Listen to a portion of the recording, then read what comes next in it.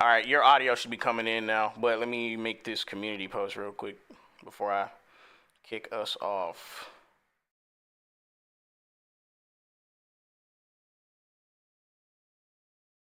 You good, Soups? I was just waiting on you to launch. Um,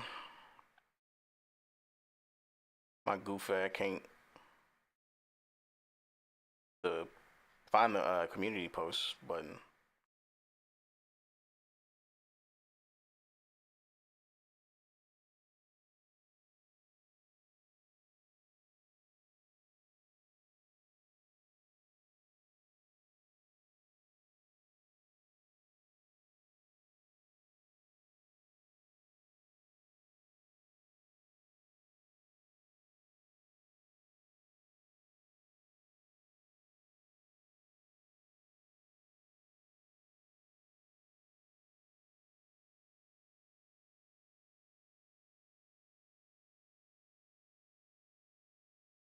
This is really bad. Hang on, I'm almost done. Fuck.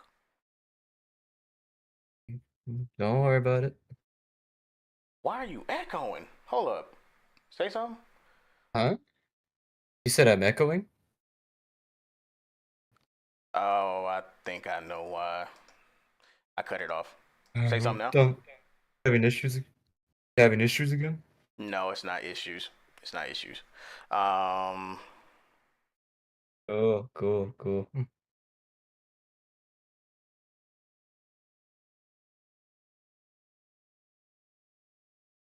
Dope. Okay. All right. So the community post is up. But other than that, we're good to take off now. Let me get my finger on the trigger for the monkey's paw photo. Get your finger off the trigger. Oh, D. That's a metaphor, damn it. But anyway, more on that later. Speaking of fucking metaphors, anyway, what's going on, dear viewers? This is your gracious host, Kaine Walker, with another episode of The Monkey's Paw, where we document the downfall of mainstream Western entertainment. Joined by my co-host, Soups. We're doing something a little bit different today. We got 2 articles, and we got 3. Well, it's 2 articles, 2 trailers for one's a movie and one's a game, and a different type of discussion regarding the opinion of an actually well-respected content creator that some of y'all are probably familiar with. But before we get into that, how you doing, Soups? What's going on? Doing well, doing well. Just happy to be here again. Cool, cool. I Seems like I see Thursdays, like, Kat says they're happy to be here. Nice to see you too, Kats. oh, what's up, Cats? You're in the chat. Hang on, let me put the chat box somewhere we can all see it. Let me refresh the chat box, actually, because it might be doing some crazy stuff right now. And refresh cache of current page. All right, I did that. I don't know if it fixed anything, but yeah. So Pride Month, just gonna come right out with Oh no. it. I'm gonna just come It's that right time out with it. again. Yeah. So you know Right? how How we're. can we forget? Go. Fuck. What were you saying? You had something to say? No, just saying it's that time again. You know, I Yeah. all where all the companies start putting up those rainbow colors. Sometimes they don't even bother, but either way, like, you know how we're always going on about escapism? This is one of the things that was a sure sign that it was on its way out. It used to premiere alongside a lot of BLM iconography, but ever since they were exposed, I guess that just kind of stopped. Um, but either way, Good riddance, good riddance, I say. but either way, um, this is still a problem because, like I said, escapism. No one plays video games to hear about your identity or, you know, any sort of political statements. It's just kind of intrusive and kind of ruins the experience. And I don't understand why I can't even say that because they definitely understand it. They definitely know. They know that it interrupts the experience and it's meant to you kind of ruin your fun a little bit. And it has absolutely nothing to do with video games at all because gaming was supposed to be about stepping into the shoes of different other characters and figuring out their stories. You know, whether they were gay didn't really matter because it was more about the narrative and the gameplay than anything. But yeah, And if the only politics that are semi-interesting would be, fictional in-universe politics. But even then, in most stories, that gets boring. Unless you're like an actual good writer, like say somebody that, let's say the dude that made a Legend of Galactic Heroes. That was an actual great show with political stuff going on in there. If you can inject genuine economics and other social science principles, including as well as political science, in a way that you can actually draw from real studies in the fields, but also make it to where you can use it as a source of entertainment, you have talent. That's a bit harder than Chinese calculus, though. I mean, a lot of political undertones. Go ahead. I was gonna say, and like any actual messages, like in story, the good ones would be the ones coming from the heart, coming from actually trying to speak to people, deliver an actual message of some type. I mean, the thing about a message with your political undertones in your story, most of those plots in the best stories are usually very cursory. Like even in Game of Thrones, they didn't really beat you over the head with too much of the bureaucracy that goes on in that show. That's the absolute hellacious juggle with it, though. You have to be able to inject it in that way, but not beat everyone over the head or come off as preachy or any of that shit. Yeah, it still has to come off as like an internal conflict within the world, and it's not really addressing anything from real life specifically. But and you gotta try not to insult your audience, make enemies out of people you want to actually read your stuff or play your games. About to say that's a wonderful segue into some of the things that have been happening this month already. With not only shit, who handles Halo now? It's not Bungie. 343. Yeah, the company they call themselves 343 Guilty Spark, I believe. The company.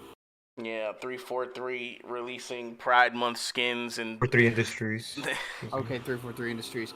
Still gay. Oh yeah, it's pretty annoying. But Gamer Rant did an article on it.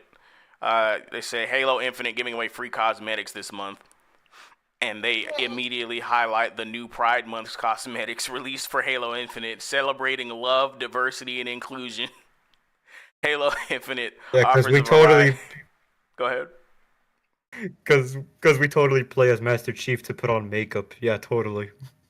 You know what's fucking cringy, but it's actually funnier. You remember the commercials where the yellow and red M&Ms used to have do shenanigans together? Remember there was one where the yellow one got covered in chocolate? Yeah. Well, there's a meme that somebody sent me some years back where it was an image of that, a still image of that, where he was the yellow M&M covered in chocolate. Now, the cringy quote they put at the bottom text below that was quite wild, but it's actually funnier than trying to inject wokey, queer theory, influence, Pride Month propaganda shit. I mean, the quote was pretty cringy, but it was still funny because the text said, "Boy, that bussy can squirt." Oh my god, dude! What the fuck? There we go. Yep, there's our West joke of the day. Bitch, you thought that was the only one? Christ, bro. I was being hopeful, damn it. Don't be. Oh my That god. was me. Yep. Classic West. Yeah. Studios like 343 Industries celebrate Pride Month in gaming, providing players with unique ways to mark the occasion. By the way, when they call them cosmetics, it's not makeup, bro. It's armor shaders and paint jobs. Same difference. Same difference. In this case, in this occasion, it's the same difference. I see what you're doing. It says 343 Industries has confirmed that a new set of cosmetics has been released for Halo Infinite in celebration for the beginning of Pride Month for 2024. Halo Infinite continues to add a ton of new interesting customization options, and this latest set is available for free. Many would argue that the customization in Halo Infinite is a series best. That's really not what I've been hearing. I've been hearing a lot of people shit on the item shop for Halo Infinite, bro. You're paying like $10 for the color pink or blue or some shit. Like it's ridiculous. Like it's like different it's like the same armor in a different color, and it's like a slightly different color. It's not any sort of creative or groundbreaking or sick looking. No, it's not even any sick looking cosmetics like you would find in Destiny, which I know a lot of people shit on. But one thing Destiny did very well was making sure you got your money's worth for your cosmetics, because pretty much most of the cosmetics were actually fucking cool. Like they were really fucking, like you could tell they were trying to make each fucking weapon skin appealing. Like you could tell. That doesn't seem to be the fuck, because there's a difference between a cash shop and a soulless cash shop, bro. Like I don't think Destiny's cash shop was soulless, especially since cosmetics, you can't buy weapons or stats at all. You have to earn those. So yeah, but Halo Infinite, there's no way that's true, bro. I've seen too much. Yeah. Says some prefer the. Go ahead. I you know what's bad with the we got DRM. You know what I call that? The nickname I call it. I think you remember. See, I think Soups does. I don't. I just know DRM is digital rights management, but DM me what it means just in case. I don't know what it means. Well, I don't know if I can say the middle word on YouTube or not, because Al Gore's Rhythms is not fond of me anyway. But let's keep that one to DMs just for to help out Kaine's algorithm. Yeah. Anyways, yeah, it says this just reeks of shit like that to me at this point. It says the microtransaction thing is what I was gonna bring up. I mean, yeah, microtransactions is a different discussion, but you can't look at microtransactions in a vacuum. Like not all of them are bad, and not all of them affect gameplay. Like some people just complain about them because they don't have self-control. Like the loot box thing, you don't need loot boxes. You don't need them.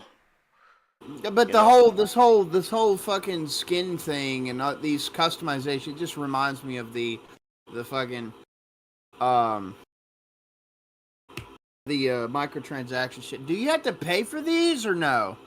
No, these in particular are free. But hang on, I lost my place because I was about to continue on. Fuck. It reminds me of the same there we go. What'd you say? It just reminds me of the microtransaction shit that would do the same things. Yeah, this is a short article, so I'm trying to get through it so we can. I'm sorry, go ahead. Yeah, nah. It says some prefer the simplicity of Halo 3's customization, while others favor the over-the-top design seen in recent titles, such as Halo 5 Guardians. But Infinite strikes a solid balance with a ton of interesting designs. I feel like they just caping, because that's not what I've been hearing from the fucking player base, but I digress. Even better, 343 Industries continues to add new armor with each new major operation, ensuring that it never feels stale to change the appearance of a spark. Okay. It was confirmed. What colors do they have? What do they have? Pussy pink, period bloodstain red. I knew it. I knew he was gonna make those jokes. You know what's crazy is that no, I have to talk about that one. But hang on. Wait. let me get through this before I get to the thing I'm about to say, because I just saw this in the moment, and fuck it. Let me finish. Hang on. It was confirmed on Twitter that the new Pride Month set has arrived in Halo Infinite and is available to grab and equip throughout the month of June. The set aims to celebrate love, diversity, and inclusion while honoring our LGBTQIA plus community and forging a future of unity and acceptance for all. It comes with a few different items, including an armor coating, a nameplate, and a new emblem. The armor coating itself is extremely sleek, giving Halo Infinite Spartans, a new rainbow design. It'll certainly make players stand out on the battlefield, but it looks cool enough that it's worth the lack of camouflage. And here's the Twitter post. Say that to any veteran in real life. Jeez. I'm just waiting for them. I'm just waiting to see when they'll release the fucking armor strap-ons. Oh my god, dude. I mean, I can see it now. Free peggings for everybody in Halo Infinite. Jesus Christ. Infinite pegging. So here's the tweet. Here's the tweet from Halo Official. Happy Pride Month. Embrace love, diversity, and inclusion by equipping the Unity 24 armor coating, nameplate, and emblem in Halo Infinite this June. Let's stand together in honoring our LGBTQIA plus community for forging a future of unity and acceptance for all. Hashtag Pride 2024. The thing I just noticed is, this isn't really that bad because they each have a color. But then I realized these are just regular colors you get for the armor, and they used it for the shot. The one that's really the new armor is this one, where they take the pink, teal, brown, and black stripes, and they kind of combine all of those together on the armor, unless I'm looking at it wrong. Let me look at it. I don't think you are, and it looks fucking AIDS. Nah, let me see. But I don't think okay, no, it's... I mean, you're it's all the colors. See, look. And then it's got rainbow spots. What the fucking fuck? That looks like AIDS ass. What the fuck? No, what I thought they did. Pieces of the armor, splash rain, It's like they took pieces of the armor, splash rainbow paint on each of them, and then just stitched it together on a regular white black armor suit. I mean, that's more or less what they did. I thought they just combined the trans colors with the black and brown stripe, which, again, what the fuck does being black have to do with your sexuality? But that's a different discussion. I saw it wrong, so never mind. I didn't see anything. It was just a regular rainbow armor. It's just, again... I mean, for fuck's sake, guys, what the actual cockerduck fuck? I don't know, man. But we'll get into it once I get through a couple of these articles. It says Pride Month is always important in the gaming calendar, as plenty of titles find unique ways on a yearly basis to celebrate inclusion. Usually this comes in the form of cosmetics, as it's an easy way for players to show their support of the LGBTQIA plus community. I'm not going to keep saying that shit over and over, bro. I'm going to start calling it. Yeah, don't read all of that. Just say Queermo and get it over with. Just say Queermos. Halo Infinite celebrates Pride Month yearly. I like to say the LBGTV. And always has something interesting for players to pick up to mark the occasion. It's great to see studios standing up for what they believe in like this, as there's no doubt that unfortunately some in the community will take issue with this. I mean, I'm pretty sure most of them will try to ignore it, but the problem comes when you don't let them ignore it, and that's the problem. Like, if you don't want... Go ahead. That was what they would do in back in the day when like my folks would complain about all the gay shit they started putting on TV, and they would say, "Oh, just change the channel." How about and then they would deliberately do shit that on another channel. Yeah, they would deliberately do this. Like, how about you leave some channels alone so they can not look at your shit? How about, asshole? I mean, taking away the choice is the point. That's the whole. Yeah, I know that's the point. It's fucked. They want to. This is the thing I keep telling people, including some of my British friends that think that that the left was originally about freedom over there. I'm like, you lived a lie. Sorry to tell you, but this was the intention. They wanted to grift the freedom narrative and start subverting it over time, and you fell hook, line, and sinker for the lie. Sorry, but that's what it is. We're on the last paragraph. Let me it's a read scam. It's basically a giant scam in a way. It says it's a scam and a psyop and a bunch of other shit tossed in, but we'll get to that later, maybe. Case, I mean, in this particular case, it says there's still plenty to come throughout June for Halo Infinite. On June 4th, 343 Industries is set to release Operation Tenrai 4 for Halo Infinite, which will add a new 20-tier battle, whatever, new challenges, blah, blah, blah, blah. Halo Infinite is in a really great place, blah, blah, blah. Yeah, we don't need to read that shit. Anyway, the point of the article that we pretty much got across is just kind of weird how these companies put on the skin of caring about gay issues, and then they just take it off the month after. You know, they won't even. You know, as another grift they could have done, they could have just started painting all their stuff in like the American like red, white, and blue colors.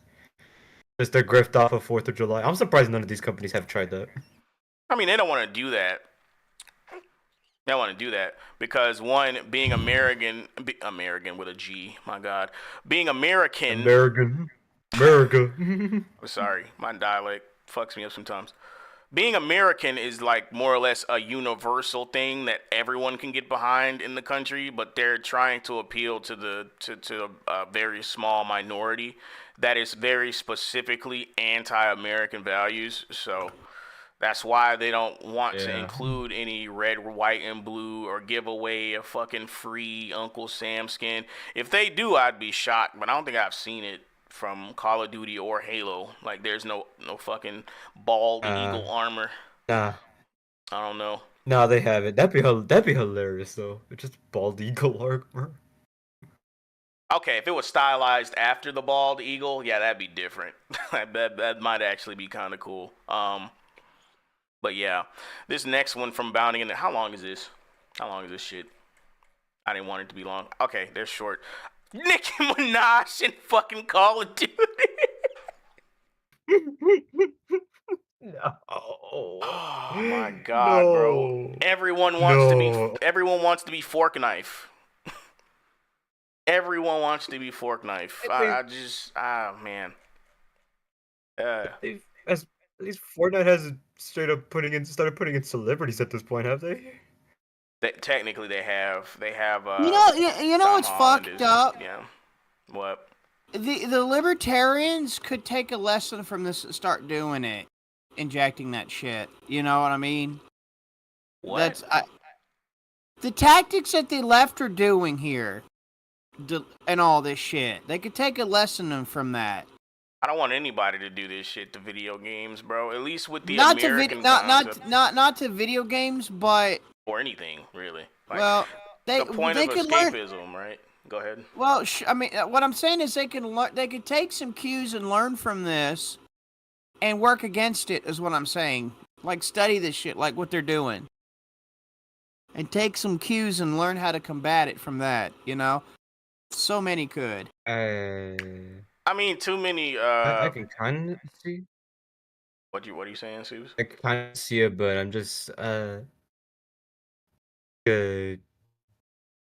just think that the real solution is just for these people to just stop putting in these type of. I can't really see Call of Duty putting in like a libertarian like style colors. No. Well, I mean, I want to see that shit. No. I'm saying no. I am saying they could learn from these strategies and work against them is what I'm saying. Learn how they do this shit and they just work against it. I mean, but how would they do that? You know what I mean? Like, what do you define that process? Because the thing, come up. Like for example, like say for example, like you know back when they did the mods where like Nexus did the removal of the that update in one of the Spider-Man games. Yeah, the Saudi is that the one where they patch? Yeah, they're removing the pride flags and all that. Yes, and certain things like that. You know, they would do like why they're doing it, how to do it. You know, and learn how to come up with like little cheat, little like alternatives or workarounds and stuff to create more of those. Mm-hmm.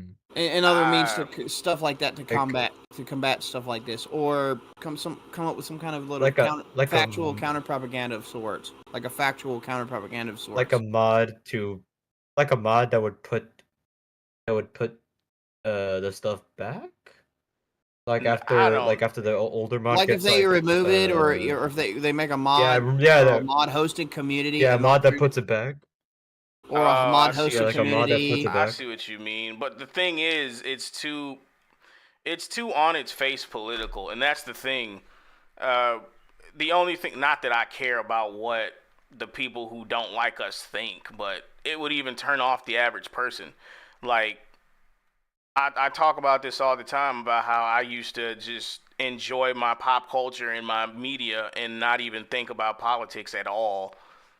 Like, but now, like, if you get the Libertarian Party to try and make mods or include cosmetics in their I would not say games. the Libertarian Party. I would not say the Libertarian Party. I mean, with I'm think anyone though, like people are yeah. saying that about conservatives. Like I get what conservative people are trying to do, or people like the Daily Wire. I get what they're trying to do with their alternatives, but it still just comes off like they're only doing it to oppose political people. They're not doing it for an actual love of pop culture. They're doing it just just to be against woke people, and that's not necessarily what that's not What we necessarily need. what people get into this culture war stuff for. At least Yeah, not that's me. fair. That's You know what fair. I mean? They get into it because They want they to. They want to want to escape. They want emphasize. to immerse themselves into a story where they Right, can they want to interact with all that. emphasize immersion, escapism, and entertainment. Like that's Yeah. all they want, and they don't want to fucking hear about your goddamn identity. Like no one cares. All identities are welcome to play a fucking video game, so long as you don't try to hijack the fucking space and make it all about you and your fucking group of people. Like it just makes no. That's why these skins are fucking stupid. Just like the BLM shit. Like, why do we have to make this pastime all about this group of people and how they're so valid? It's just extremely fucking self-centered. That's really the problem. Like everywhere people go to try and enjoy their favorite pastimes and get away from shit, they have to hear about you all the fucking time. This is the same type of shit people complain about whenever they're in a country in the face of their fucking the face of their supposed leaders is everywhere on a wall. It's just plastered everywhere. Like you can't just get away from it all. It's just crazy. You know what I mean? It's just Yeah. kind of it's immersion breaking, and that's part of the problem. Yeah. Yeah. Especially for something like Halo, where I'm killing aliens, and I gotta see someone walking around in rainbow armor. Like that's like the Spartans would even do that. Like it doesn't make any fucking sense. But anyway, let me get into the article real quick because Sure, I'm go ahead. actually because after we finish these articles and talk a little bit more about why this is annoying, I was actually gonna get into shit. There's one other topic after this that's kind of a debate. But Yeah, well, after we'll that get one, to yeah, that later. Yeah, we'll get to yeah. After that one, we'll get into some things. Well, one thing that's coming out that I think people would enjoy in the Venom movie, which I'm on the fence about still. But anyway, Activision Blizzard releases free Pride Month weapon skin bundle for Call of Duty. New cosmetics include transgender flag cover for bullets. So this is the BP-50 and the Lockwood Mach 2 to celebrate Pride Month in Call of Duty Modern Warfare 3. Why isn't there a fucking gun with the brown and black stripe theme? That actually would have been kind of funny. Like a Glock with a fucking like a Glock 18 with the brown and black stripes. Got a Glock with a switch on it. That would have been great. I just find it hilarious that people can just Just yell in this game, look, the gay bullets. Yeah, I remember when. It's funny you say that, Rudy. I remember when games used to have like a mascot character, or like a cool character. It was basically the same thing as a mascot, but like they would have a character that was the face of their game, and like every so often they would release like a cosmetic pack. Or face of the company, like Mario would be the face of Nintendo, or Sonic would be the face of Sega, or Rayman would be the face of Ubisoft. Crash Bandicoot or Spyro. All right, what I'm talking about, but yeah, no, those are right in line with what I'm talking about. But what I'm talking about specifically is MMORPGs. Like if you remember Adventure Quest Worlds, that game's old as fuck, by the way. If any of you know what that is, it is. If any of you know what that is, I fuck with you because that shit is old as shit. But there's a character in the Adventure Quest Worlds fucking, let's say, universe, because that's a new word now, named Arctix, and he's a paladin that uses a battle axe. Like you would take a character like him, and like every month or so, you'd have like or holidays even, you have like an anniversary skin celebrating the face of your game. Like you'd have an Arctix skin armor set, an Arctix battle axe weapon skin. Like they don't do shit like that anymore to make it about the spirit of the game. They make it about the spirit of some other bullshit that has nothing to do with it, like your fucking identity. Like what the fuck? Like the reason why that shit works is because Arctix is an involved character in the Adventure Quest world universe, and everyone universally liked that character. But you don't have shit like that anymore.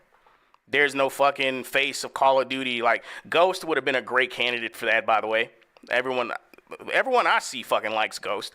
You can have like you can have a Ghost themed weapon pack skin every so often, like a Halloween version, Christmas, whatever the fuck, right? But they don't do shit like that to make it about the spirit of the game. It's about the spirit of identity fucking politics for whatever reason, right?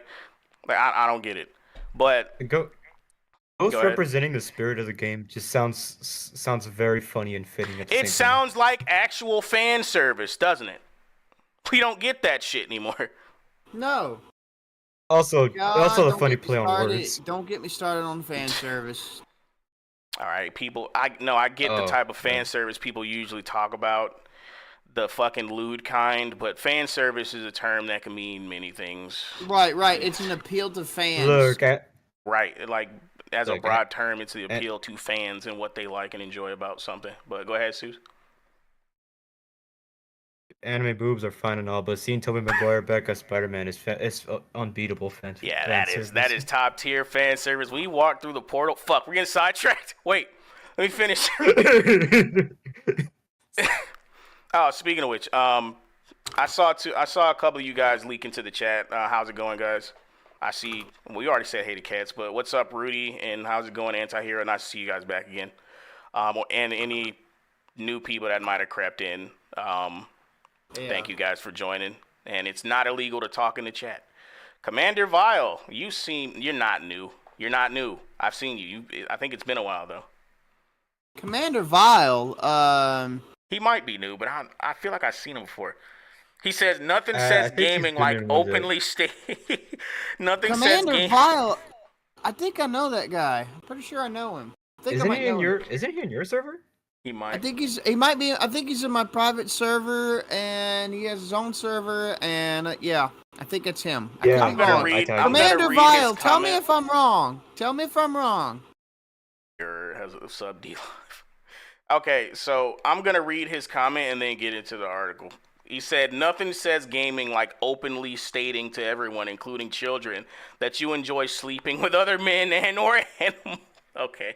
That was crazy. That sounds like something he'd say. Oh my God. And perhaps one of the strangest, I'm reading an article again, and perhaps one of the strangest pride-related celebrations to ever be realized, Activision Blizzard have rung in the month of June by releasing a special cosmetic pack featuring LG alphabet-themed weapon and ammunition skins. I'm not saying that shit over and over. For Call of Duty, Modern Warfare 3 and Call of Duty Warzone. Akimbo shotguns, which is fucking cheese, gay as hell. No pun intended. I didn't mean it that way. Shit. Anyway. Offered to players of completely free of charge upon their first visit of the month to the game's shared digital storefront. The optional bundle provides those who choose to accept it with a Pride Flag weapon sticker, a Pride Flag weapon keychain, and several Pride Flag weapon skins. You know, I heard that the transgender bullets were actually supposed to be a pre-order bonus for like the ultimate, I forgot the name for it, the Ultimate Edition version of the game, right? And like you can't even get it anymore. Like it was like some crazy ass price just to get a bullet covering, and you can't even get it anymore because it was a pre-order thing. They might bring it back later because usually they do just to get the whatever money they can get left off of it. But it's just kind of weird that you got to pay $100 or whatever the fuck the price was. It was like something insane for a bullet covering, bro. This shit's crazy. That sounds like a scam. Yeah, that sounds exactly like a scam. Ultimate Edition, Digital Deluxe Editions are really starting to feel like scams, which is a different conversation altogether that needs to be had. I think I want to do it one day for real. Like we'll just talk about shitty practices in gaming in general. Ultimately good. Offered, yeah, okay, I already read that. So it shows the contents of the Pride 2024 cosmetic bundle in Call of Duty, and it's just kind of an assortment of different alphabet paraphernalia and flags and stuff. Shining with glitter and themed after the standard gay, bisexual, lesbian, non-binary, pansexual, transgender, and asexual pride flags. These skins allow players to decorate their weapon as well as its respective ammunition, as viewed solely by the player doing reload and inspection animations, in the LGBT color scheme of their choice. Bob from Twitter, they cover the bullets on some guns, trans bullets. They're gonna hate this one. Pride Camo's gift pack is available now in the COD store. It is free. Happy Pride Month. Activision Blizzard. Oh, I have to talk about those layoffs. Imagine if like actual military started painting their guns like that. Oh God. I wouldn't put it past them at this point. You know, I've seen some pretty cringy gun designs in the Brain Torture Redux server chats a few times. Holy shit! Like rainbow painted gun with the very end of it having a unicorn head, but instead of a horn, it's a dildo. And then the end of the barrel comes out the end of it. That's enough. Pretty fucked up. Things fuckers will do to guns, I swear. My God. And describing the some bundle. People should have their Second Amendment rights revoked. Oh my God. Nah, I won't go that far. I won't go that far, but I would advocate I'd advocate founding a society for the humane treatment of guns. All right, that's actually kind of funny. Yeah, that's it. Yeah, we should. In describing the bundle on the storefront, Activision Blizzard simply exclaims, "There's no better price than free." Likewise, in a statement provided to Forbes, Eric Kaine, the embattled Microsoft subsidiary, further asserted of the skins, Call of Duty is for everyone, and we're proud to celebrate Pride Month by offering 7 different weapon camo variants, each representing the colors of the different alphabet flags, available as a free gift pack. Find them in the store in a single bundle. But here's the, man, I say this a lot every time I hear it, but when has gaming not been for everyone? In the sense that, you know, you can go buy a fucking Xbox and some games and play the fucking game. Like, what has always been the barrier to entry for video games, aside from the organic barriers of entry that people fucking cry about, where they're not actively being kept out, they just want things made easier for them. You know what I mean? Yeah. Like, you can get... Gaming has always been for everyone in the sense that you can just go do it. But to say that... In a different sense, to say that anything is for everyone is false. It's not. Some things are only meant for... Because we all have different fucking tastes. Some shit is not for everyone. gaming would be included in that. But if you want to try it genuinely and you're someone who is of the spirit to play video games, then it's there for you. Like, Right. that's never not been the fucking case. And to hear this narrative continue to be peddled is fucking annoying. It's just bull. It's straight up fucking propaganda. It's straight up. Now, another great example, for instance, platformers. I made a video recently ranting about why Banjo-Kazooie Nuts and Bolts still sucks, but the narrative behind... No, but the narrative they tried to spew and called it humor at the beginning of that game, for instance, you know, platformers are not for everybody, but they're there for someone who wants to give them a try. Right. But you don't try to psyop propagandize against them and deny a franchise's foundations, you know, and call it humor like a bitch. To say that anything, especially something like pop culture and media, is for everyone is to deny the concept of the core audience, and that I don't understand that principle. They need to destroy the core audience to get their BS across. But the thing is, that is business self-deletion. I mean, yeah, but the thing is, you notice how they don't want to curate their own spaces with this content tailored specifically for this group. They only want it in places where it's specifically not wanted. That's what's so strange. Yep. There's a whole bunch of philosophizing for why they push it. I won't go into that here, obviously, because I'm not, but there's a whole bunch of reasons for that. Nah, you're good.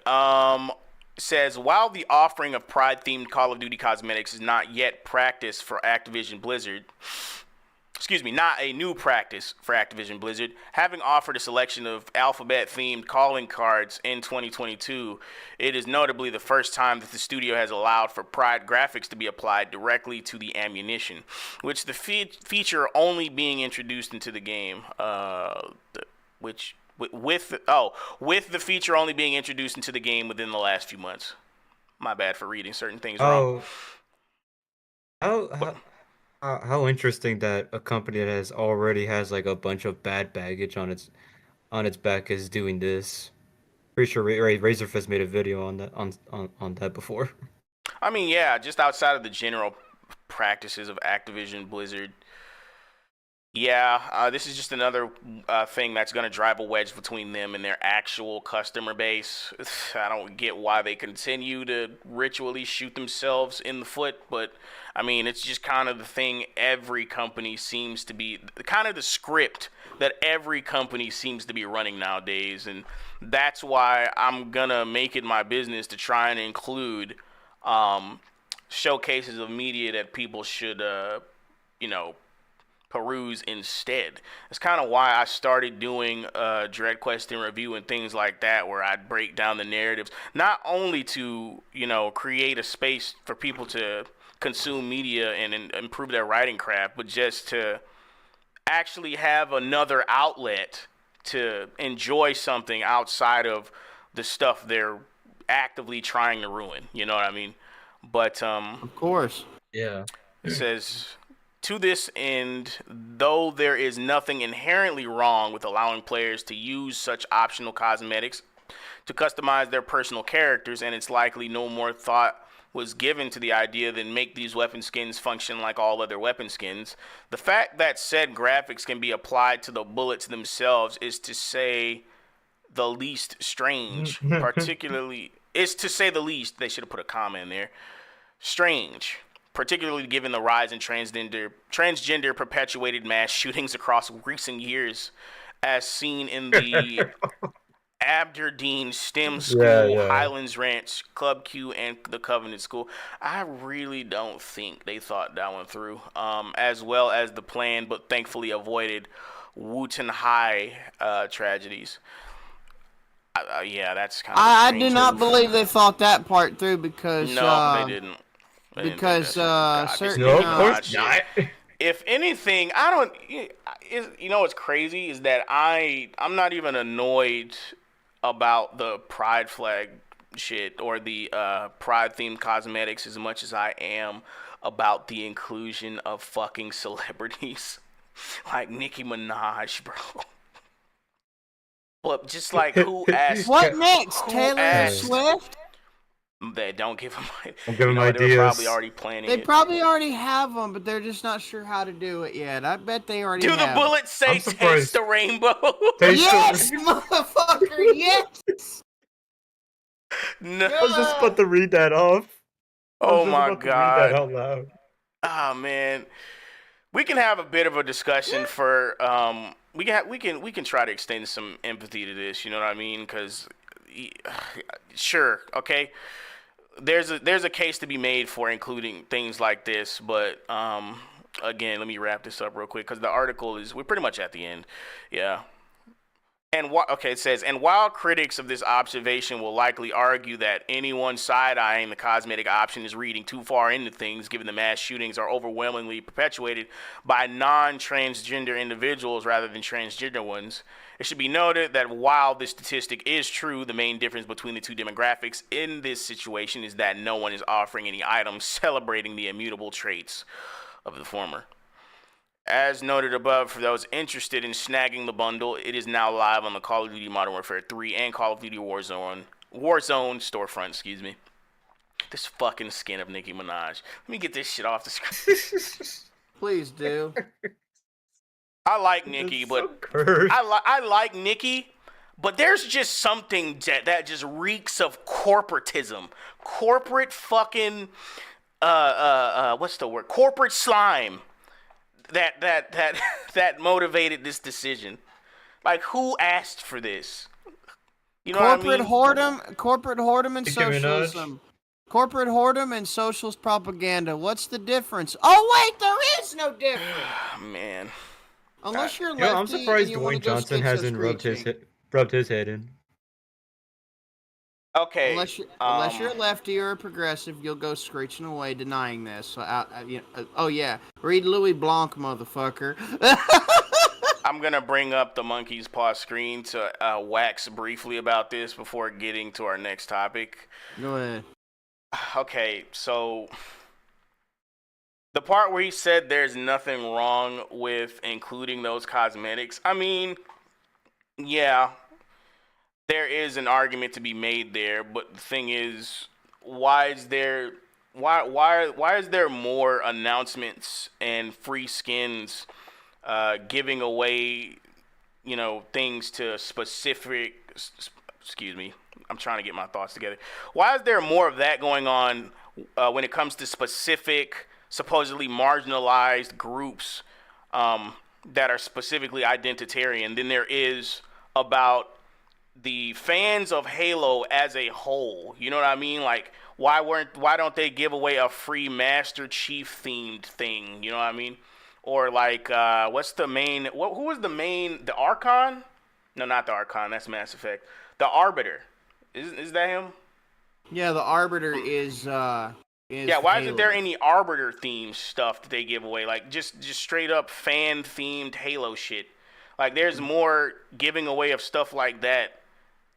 Stuff like for the identitarian groups than there is for like actual fans of the Halo product, which I hate referring to these properties as products like that because it's fucking corporate as fuck, and it doesn't at all seem like a medium for enjoyment whenever you frame it that way. But I mean, here we are, right?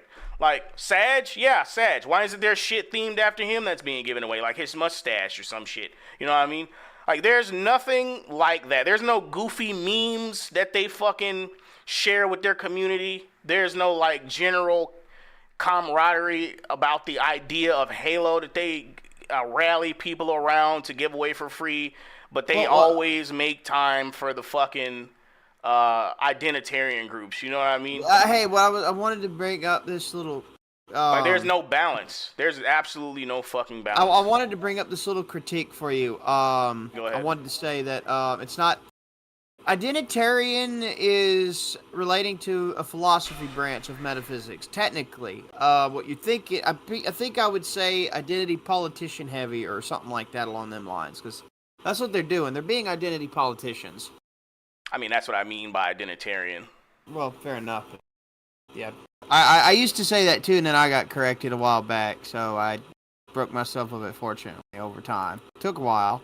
But yeah, I just thought I'd give you that little pointer. I mean, if it's a specific branch of philosophy, I'm sure there's overlap. But those people who practice that, much like hedonism, another philosophy that's been butchered and that people use incorrectly to describe someone who's enjoying themselves in excess. Look up who Aristippus is and his philosophy behind hedonism as he taught it, and look at what people practice today, and it's completely different. But I digress. Fair enough. There's probably some overlap, right? But if I'm using the word incorrectly, I'll figure it out later.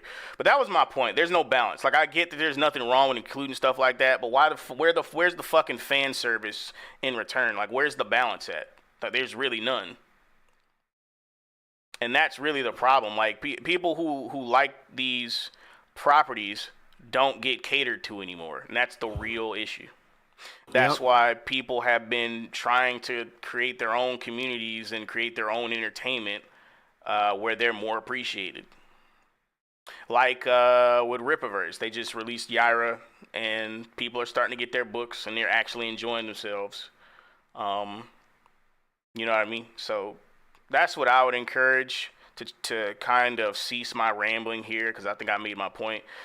Find things that you enjoy to try and scrape together some semblance of enjoyment, and kind of just stop paying attention to what they're doing with and if you want to do something that actually can combat this, what you want to do is actually don't try to make quote-unquote alternatives for the sake of doing that to be against them. Make alternatives that are rooted in the core of what it's supposed to be about. You know, immersion, entertainment, and escapism, those three things. Make something alternative sort of focused on that, because I think that's because that's what I think people have kind of lost sight of whenever they rally behind people like Daily Wire and such. Like, I respect the effort that they're taking to try and create alternative media, but I think they're coming at it from the wrong place. The reason why a lot of people have like started to create their own things is out of love for the actual mediums, not fucking, we're gonna stick it to the fucking the left. Like, nah, bro, that's lame. No, that's not a motivation for that thing. It's not a motivation. If anything, it's a demotivation. We're gonna stick it to the SJWs. That's fucking lame. It's a well poisoning, though. That's the problem. It's gonna be a well poisoning from the get-go. I mean, yeah, that's the problem with having, and I hate to say this, but that's kind of the problem of having explicitly political organizations like the Daily Wire and such be the face for any alternative piece of media, because that's the only thing you're gonna think about. I'm pretty sure they're making this in political opposition to whoever. Like, and that's, man, it just kind of sours it for me, because I don't fucking engage in pop culture and things like that thinking about politics. And if I'm thinking about politics going into it, I'm probably not gonna fucking enjoy it. You know what I mean? Like, people like Sound of Freedom and stuff like that, but I mean, I still know where it's coming from, bro. It's like, I mean, there's a purpose for Sound of Freedom, the movie, and there was a goal for what it was meant to portray and expose, and then there's also the point of where it's coming from. So it was kind of had that intent a bit from the get-go, and anyone that was in the know about the Sound of Freedom before it came out, like the three of us and those who watched most likely, we already knew this. And, you know, would know this was going to be the thing. Yeah, but and this is the express reason why I'm bringing this up, right? Because this actually leads into our next topic. So, when I said earlier that there's been some discussions brewing regarding a content creator that we kind of, you know, we respect. We've been watching his content for years, and the criticism he's been giving to the infiltrators into some of the pastimes we enjoy, you know, and like, he's been spot on about a lot of it, but for some reason, he's kind of been on a tear when it comes to the YouTubers we pretty much know criticize media regularly, specifically the more, let's say, woke aspects of media. And, you know, I guess it started with the movie Furiosa, which is funny because I didn't even Furiosa, fucking hear. Yeah. I didn't know that movie fucking existed until I heard it in his video. And what's even crazier is that I didn't even fucking find the video. I'm dead ass, bro. What's even crazier is that I didn't even fucking hear about the video organically. You showed me the fucking video. So it's like when I'm watching this shit and he's saying shit like, you're willing to shoot through your friends to spite your enemies. It just comes off as very weird because here's some more shit. I didn't see one advertisement for that movie at all. Like I said, bro, the first thing I ever saw about this movie was that fucking video. I didn't know this shit existed at all. Granted, I'm not much of a Mad Max fan. I've never seen any of the movies. Go ahead. Except, well, I played the game. The game was good. Wait, hold on, wait, guys. Wait. Go ahead. Hold up. Okay, what I was gonna say was I was seeing Mad Max Furiosa trailers like all the time on YouTube, so I'm surprised you haven't seen anything about it. I was not seeing them. And I remember seeing it on Hand to Cthulhu, bro. I was not seeing them shits. And I was not seeing and with them. like all the YouTubers that we all know and watch on the Given, they were covering like all its box office failure and the trailers and like I saw that things shit like after that, and the then fact. like the few that actually watched it bro, I saw that shit after the fact, or like fact. gave mostly positive reviews. Oh yeah, that's another kind of problem I had with one of his videos because he's been making content about this shit for days now, which, like I said, I want to extend grace to him because I understand where he's coming from, because I'm also one of those obsessive types who gets really passionate about something and can wax on about it for fucking days ad infinitum.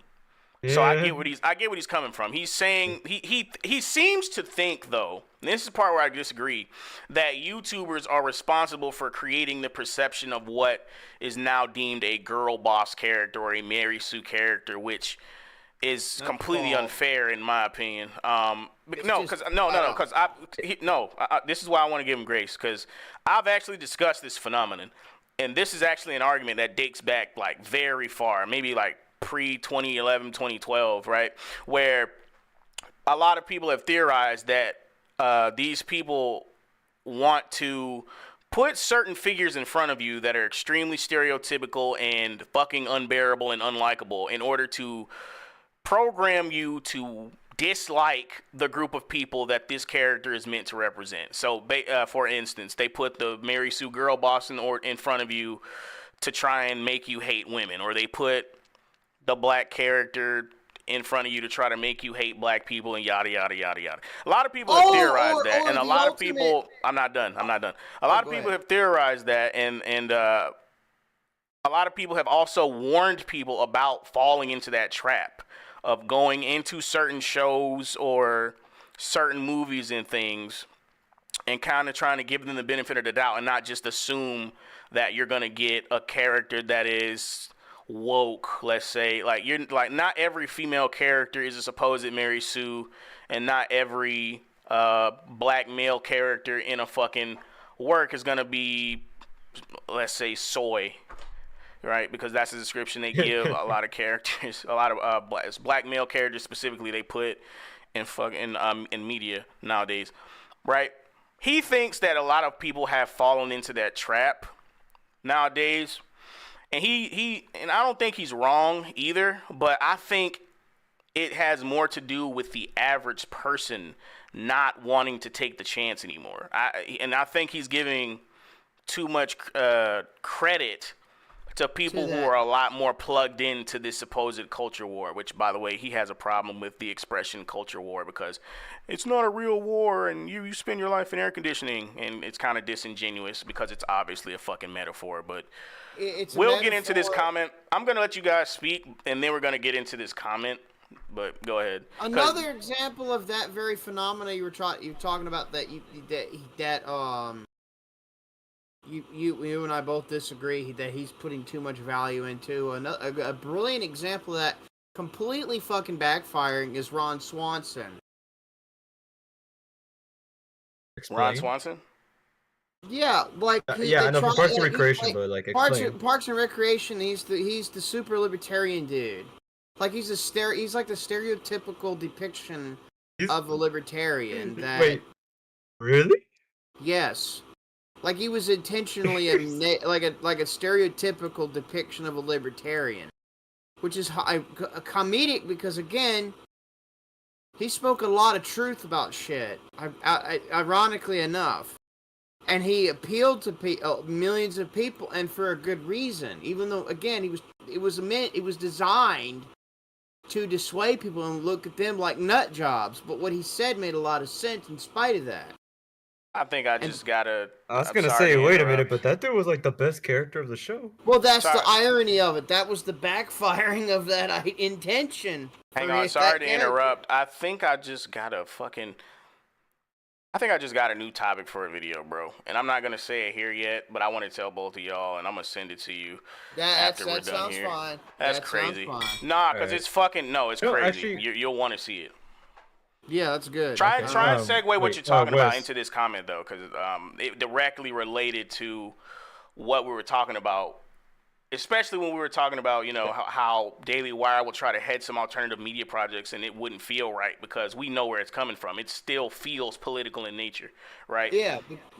Actually, can I add something to what Wes was saying though? Because I have another example that lines up with what Wes is talking about. So, if y'all remember, if y'all know or at least those of y'all that watched the Barbie movie, y'all remember Ken? Yeah, Character, Ryan Gosling Ken? People liked him. He had the Rorschach effect. Ken had the Rorschach effect. You're not supposed to like him. Too bad. Everyone fucking liked him, and they were fucking pissed. They were fucking pissed that everyone liked Ken and Rorschach. It was fucking weird. You don't get to tell the audience how to think or how to feel about art or your characters. That's fucking ridiculous. But go ahead. That's another discussion. Yeah, I was gonna say, like, basically Ken and Rorschach from their respective mediums, they're basically the two characters that were meant to dissuade you from what they represent, but instead. But their arguments are so fucking good, though. They're either extremely likable or their arguments can't fucking be argued with. Like, you can argue with their methods, maybe, but like the reasoning is sound. Like that shit ringing. Right, but that was the backfiring when they did that. It didn't dissuade people. It fucking won them over. That's why Ron Swanson is such a disliked, like he's such a badass. Right. Responding to Cabania's comments, yes, I can understand why people are very exhausted with the culture war. Also, really? No, I completely understand. Called him a sympathetic strawman? I've never heard that before. Sympathetic strawman. Have y'all heard of that? No, but hang on. Let me say a couple things because I'm going to get to their comments and then I'm going to bring us to this comment I have on screen here. Okay, Cabania says all about the aspects of the culture war are just exhausting. You're absolutely right. They are, but this is the only refuge we pretty much have now outside of old media. But the thing is, I like old media. There's plenty of it that I haven't seen, but I live in my generation. I don't live in past eras. I live in mine. Where's the shit for me? Where's the shit for our era that's gonna stand the test of time and not be ruined by identitarians? I know I'm using that wrong, supposedly, but id polls. Where's the fucking media that's supposed to rope you in and be immersive without making being gay or being black or being whatever the fuck your only personality trait? Where's that media? Where's the shit people are going to be talking about from this era for fucking years to come? And it doesn't even have to be revolutionary. Right? Where's that shit? The next comment was Commander Vile. Exhausting part about it. You can't escape it. Yeah, that's what we're talking about. You can't escape it. Why this argument on the screen makes no sense to me. And I'm glad I can segue now because we've kind of put it off for a while.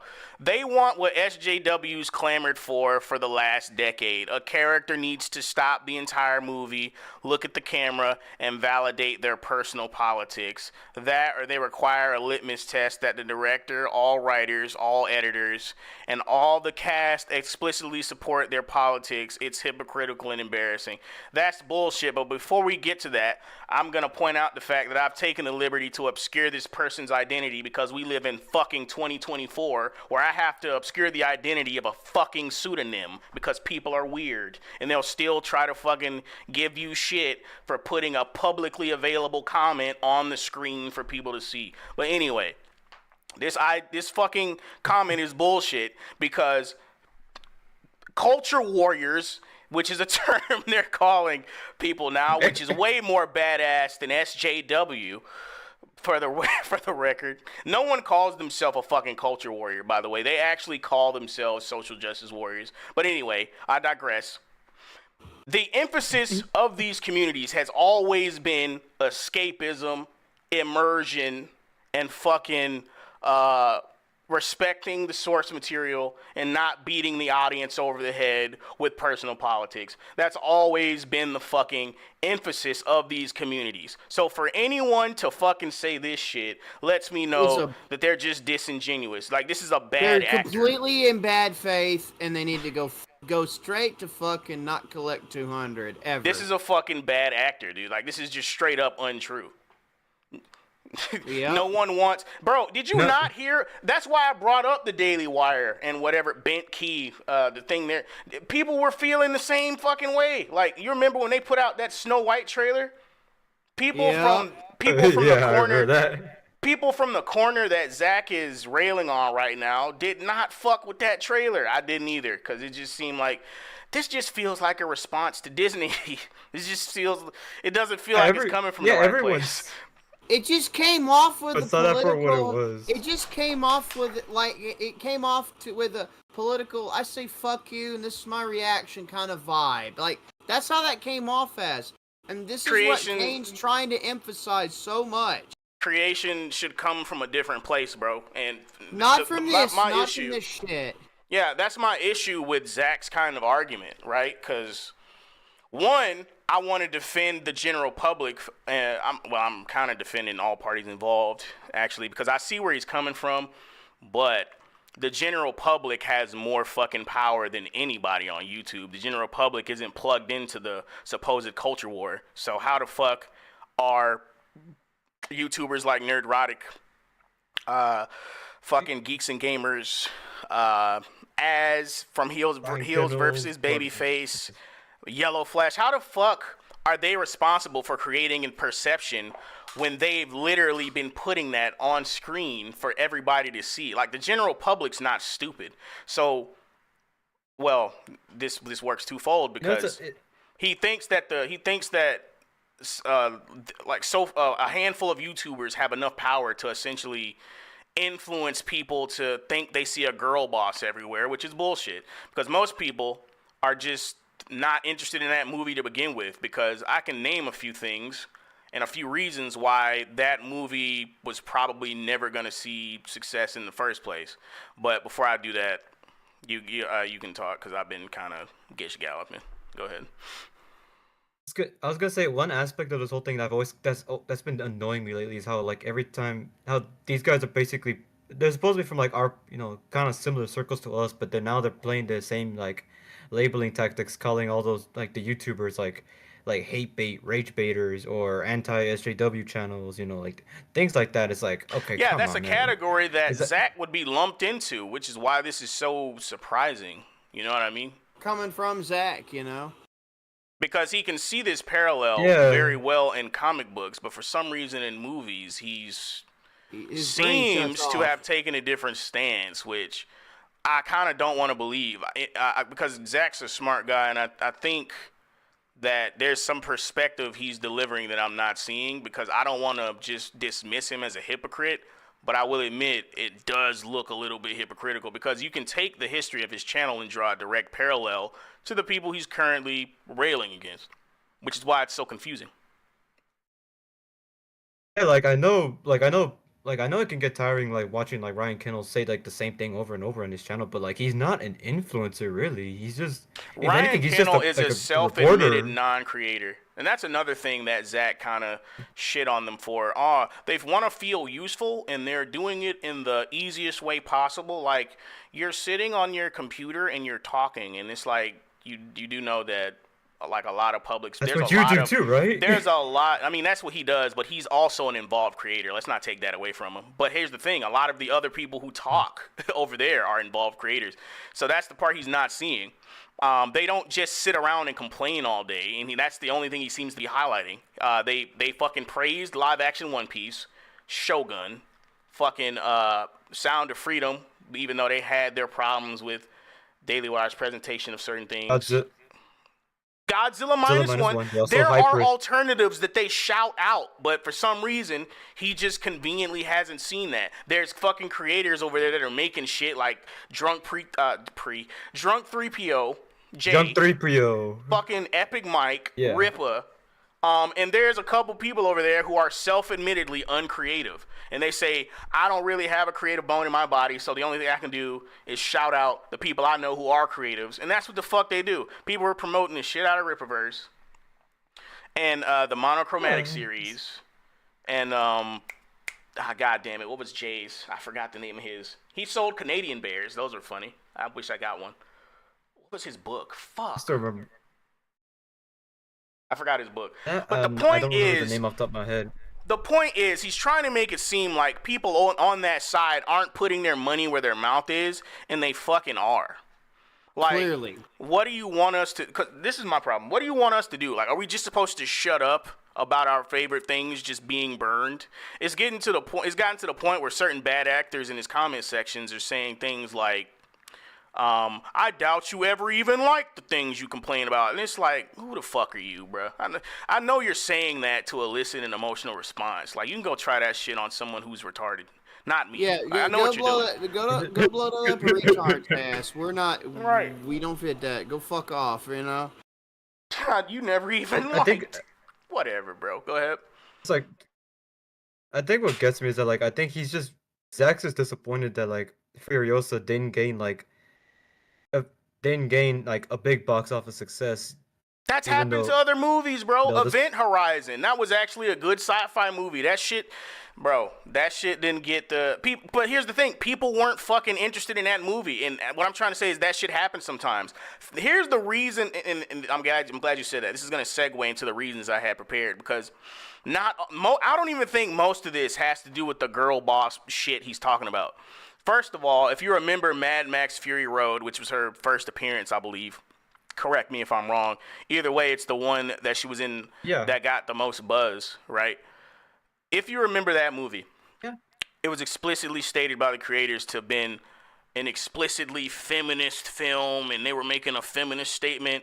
And at that time, people were actively emphasizing choosing to fund people who don't hate you and who don't want to preach to you about how much you're a piece of shit, and while expecting you to pay them for their entertainment, right? So if this is the first movie that the character appears in, and it's been touted as expressly in a feminist film, which, by the way, the movie didn't do that well just on its face because, again, the general public is asleep and not plugged into culture war shit like that. They just weren't interested in the movie to begin with, right? And then now you're putting this movie out, which is 10 years later, almost 10 years later, by the metrics of the first film's release and the stigma surrounding it. On top of that, what the fuck made you think that the sequel that you premiered 10 years too late would be a box office hit? Also, why am I meant to give this movie the benefit of the doubt for not being a girl boss feminist movie when the creators of the fucking last one expressly stated that one was, and there's articles coming out about this movie saying that this is a win for feminism? Because it's not necessarily about going against feminists. It could be literally any group. Any group that says you're a piece of shit because you fit in the privileged demographic does not deserve your attention or your money. So what I'm saying is I think there's a few things he's overlooking when he tries to go at people who rail against this. Out of all the arguments I stated, like, there obviously are people on that side creating shit and being the change they want to see. You can't expect them to shut up because it's something they love. Like, you haven't shut up about them not seeing the movie, right? So why the fuck do they have to shut up? And I forgot the third thing, but Anyway, we'll get into the problem I have with his latest post here in a second. Do you guys have any thoughts you want to add to what I've said so far? I want to make a... Go ahead, you.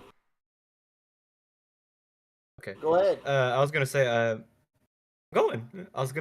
this reminds me of this, like, basically the similar scenario with X-Men '97, because I mean a show that the people that watched it actually liked, yet it still like failed in term like to gain viewers, to gain like actual buzz from the masses of people, despite being a good product, and the promotion was of no help. And our same YouTubers that we're talking about for a good minute, like talking about like, oh, okay, this show's probably going to be just like the same like everyone else, like every other show, because of what the creator themselves was saying. Benefit of the doubt. They don't. Yeah, exactly. And then first, I'm sorry. But also you can't. I was gonna say, but also Zach's being unfair, because even those same guys would later, like Nerdrotic, and Yellow Flash, two of the biggest ones that were like ragging on X-Men '97 for its promotion, watched it and came back saying, "Hey, this is actually pretty good." But those reviews weren't good enough. Like Zach's is... Before you jump in, yeah, they weren't good enough. No, to him those reviews weren't. To him, those reviews weren't good enough, because they can never just say, I watched this thing and I liked it. No, they have to pick it apart. And it's like, I mean, that's just blowing smoke up the fucking show's ass, bro. You don't do that when you critique the fucking SJW comics, bro. Like, what the fuck? Like, let's say a writer who's one of those he normally talks about writes a good book. I mean, yeah, you'll probably say it's a good book, but here's the thing. Most people aren't going to be a Donny Cates who expressly leaves his politics out of the book, right? That's not what they're going to do. And that's what X-Men '97 didn't do. And what Furiosa didn't do as well, by extension of Mad Max Fury Road. What they do is a technique V calls putting the broccoli in with the chocolate, in which most of the things there will be inoffensive. Same thing with Fallout, by the way. Most of the things there will be inoffensive and generally enjoyable, but they'll sprinkle in a little bit of ideology. And if you're someone who can fucking see it, you'll know it's there. But what he expects you to do is just say, oh, I liked it and it's good and it's not woke, even though there's like 1% woke in it, because they made Morph non-binary in X-Men '97. Even if people are saying, oh, it's actually kind of good. Fallout definitely made the communists the good guys, even though that's not what the games did. Even though you could say, oh, it's kind of good, like it's mostly good. Like, that's the thing that they're doing, and he expects you to ignore that, and I think that's fucking unfair. Same thing with Furiosa. Like, he expects you to ignore some of the fucking propaganda they might be hiding. Like, they can never just give you 100% immersion in entertainment. They always have to sprinkle a little bit of, like, it's stupid. So those reviews weren't good enough for him, because they couldn't just say it wasn't woke without criticizing. But go ahead, sorry. What I was going to say is, I was going to mention comments by Rudy Smith and Papa Wolf, or Commander Viles, as he called in the comment section. They were both saying that the YouTube, I call it, YouTube keeps shadow banning his comments, even when they're not related to politics or anything like that, and keeps unsubbing him from channels he subscribed to. And Rudy said the same here. Dude, they've been doing me that. They do that to everyone. They've been doing that to everyone, bro. It's annoying. It's really annoying. Oh, and Rudy, I saw what you were mentioning. I'm gonna let you have it back, Wes. I'm sorry. I saw what you mentioned last time, Rudy, in which when I'm live, it doesn't show that I'm live in your subscription feed. Yeah, I see that shit. That's fucking ridiculous. I wonder what I did. You know what I mean? But yeah, I'm not showing up as live when I'm live. It's really fucked up and underhanded, because they want to silence me, but instead of doing that, they're going to make it so that I don't know that I can't be seen or heard, like pieces of fucking shit. But anyway, go back to you, Wes. They didn't do it to me until I called them MAOTUBE, mentioned that indoctrination technique from MAO. I'm spelling the fucker's name out for a reason. I don't be saying shit about YouTube in most of my fucking videos, bro. What the fuck? It was a comment. I was in a comment section. I typed the comment and replied to somebody, and then I explained to them the type of permeation theory and a little bit of stuff like that. Anyways, the person I was replying to said, "Well, my account here is Derpy Redneck. They said, well, Derpy, I think you're onto something because I see the comment was deleted, but I got an email notification of what it was before they deleted it after you posted." I'm like, see, what did I tell you? And ever since that's when it started for me. Like half of the comments I might post, they either will delete it, it'll either shadow ban them, or they'll suppress them, and you have to click, newest comment before you see any of my shit. That's weird. It's annoying, and that's a different discussion. I could talk about that shit all night, but obviously I can't and I won't. But here's another fucking comment I kind of had a problem with, right? He also had qualms with what he calls a theory, which we've actually seen before in practice with Hollywood, who was on the verge of collapsing before, back in the 60s or 70s, I forget which one. But it also happened with Marvel in our lifetime, but again, I digress.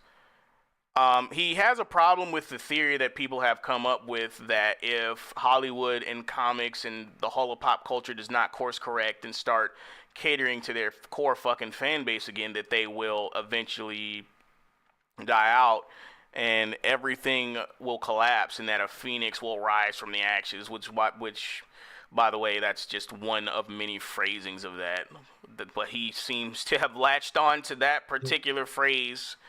Like, he thinks that's just a theory, and that if things do come back, it'll be shittier and smaller, and the quality won't be as good. And I mean, that just sounds to me that it's coming from a place of fear, and as if we don't have 80 plus years of content to tide us over until something new comes along that's actually good, Like, I don't get what he's saying. But this person here, Morbid 0007, and I'm only showing his fucking comment because Zach did.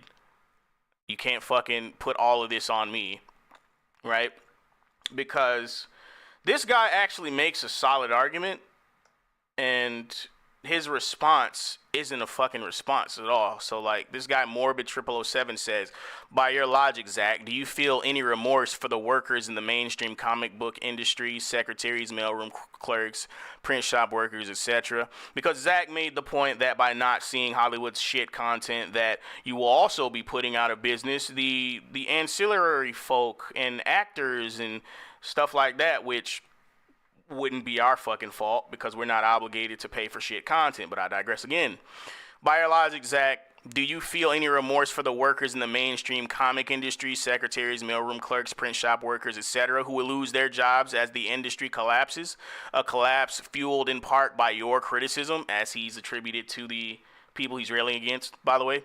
So he's essentially saying that you're doing the same thing, Zach, which he fucking is, right? We could literally draw a direct parallel. Haven't you attained success in publishing as a result of the decline? Which he does. He has. He's an independent comics creator who makes his own shit. And from what I hear, it's pretty fucking good. So he's one of the things that's risen from the ashes. But he continues. That makes you the phoenix that people are talking about, rising from the ashes. If and when Hollywood disappears, something will take its place. And that's just the basic history of human action. If people want something, they're going to fucking make it. It's just going to happen. Like, we've seen this shit throughout history. If something is destroyed, it will be rebuilt no matter how long it fucking takes. But the conclusion of this comment goes, as long as there is a demand for visual storytelling, someone will step up to create supply. The artists that create entertaining product will be rewarded with success. And his response is, I guess he edited it since then and actually gave a fucking response. Because before it was, did you say tee-hee or got him to yourself while typing this? He did edit this shit, right? Because people got on his ass by not fucking responding Because that shit wasn't. This shit is not a response, bro. That's a solid argument that you just fucking pointed at and said, ha ha. Like, bro, no. That just makes you look more incredible. Like, what the fuck? Huge Kaine, difference. You're the only one that I noticed that uses the word incredible in the proper semantics, like other than Harry Serpanos or Professor Bart K. Holy shit! Nice. Thanks. I don't know. Like, I just research. Sometimes I just research words, man, and I figured out the word incredible actually means not credible, like I've always surmised, but that's not the way people used it. So I just got used to the other usage. But I'm glad that's actually what it means, so I can use it the way I've always wanted, which is funny. So his edited response to this comment goes, and I haven't read this, by the way, so you're getting this live. I can give a live response to this. Huge difference between giving caustic criticism meant to spur improvement to save an industry and celebrating the underperformance of a good movie because your narrative requires that all Hollywood movies be seen as failures. See, that's bullshit, right? Because they do both. One, like... Also, if you remember, that's how Eric in particular's channel started. And not even just Eric's. The entire sphere in particular he's from with comic books. Because I used to watch all of them. Just Some Guy, Eric, fucking... Well, there weren't that many that were actually talking about the problems in fucking comics. But him, man, I think one or two others that were actually bringing up the specific content problems with Marvel and DC. That's what they were doing in the beginning for fucking years. And they still continue to do that, by the way. It doesn't take much time for them to bring up the fact that if they course corrected, something could happen, except now it's followed up by, shit, man, I don't know if anyone would care, even if they did course correct at this point, because they've spent so many years telling everyone, fuck you, you're a piece of shit. If you don't like it, don't buy it. We don't want you. And now, like, who the fuck would come back to that? You know what I mean? Because, this comment is very disingenuous from the way I see it. Because, let me go back. This specific part here, caustic criticism meant to spur improvement. It can still be seen like that, bro. Right? I guess he just doesn't like the celebration piece of them celebrating Hollywood's downfall. But how come we can't celebrate them failing when they celebrate whenever we grieve our beloved properties being turned to shit? They actively celebrate and laugh at us. Like, they pull up to your family member's funeral just to fuck with people, basically. Yeah, they basically will come up and bully Maguire dance over the grave, just to spite people. Right, they're fueled by spite. They might even shit, piss, and jack off onto the gravestone. They might even be that, you know, because they're like fucking animals like that. They might even go that far. Some of them will, genuinely. That was too much, bro. Well, if they didn't exist the way they are or at all, I wouldn't be making these remarks. I'm kind of a bit of an anti-venom to their venom of clowniness. Speaking of venom, more on that later. Yeah, more on that later. Anyway, Oh, I was gonna say, also, one, I missed the days when Just Some Guy used to be a good YouTuber. Also, the movie sphere, which I know is like his main, is what he's mainly attacking at because of the Furiosa failure. I mean, but he's like saying... Geeks and Gamers and all their branch channels, plus Nerdotic, plus Critical Drinker. At least the Geeks and Gamers side, they just report like box office failure, lack of promotion, or bad promotion, like, because that's their thing. And they take the piss out of them and satirize them because that's what they've done to us and our extremely valid criticism towards them. We're literally giving them the taste of their own medicine. But here's the core of his issue. Celebrating the underperformance of a good movie because your narrative requires that all Hollywood movies be seen as failures. That's the part that's bullshit. The narrative does not require that all Hollywood movies be seen as failures. And it has more to do with Hollywood itself than Furiosa the movie in particular. Because, again, you're forgetting all of the fucking garbage content they used to feed us while calling us pieces of shit and expecting us to give them our money. Like, I'm supposed to just give them money for a good film so I can fund them doing it another bait and switch with another bad film. Like, here's the thing. If I gotta wait through 10 bad projects for one good project, what the fuck am I giving you my money for? And that's how the general public feels at this point. They don't want to take that risk. Right? But I don't see why it's wrong for them to celebrate the failure of Hollywood when Hollywood has celebrated the grieving of several fucking fan bases. I don't get it. But it's a good movie. I mean, too bad, bro. Like, I don't know what you want. I really don't know what the fuck you want. Fuck? Like, I see where he's coming from, but in my opinion, the other side has more validity, bro. Because these other people, I get he's trying to make a case for the director not being someone who has a tradition of making woke movies. I get it, but celebrating the box office success is essentially them celebrating something that they had no control over. You know what I mean? They had no control over the success of this movie or the failure of it. So, like...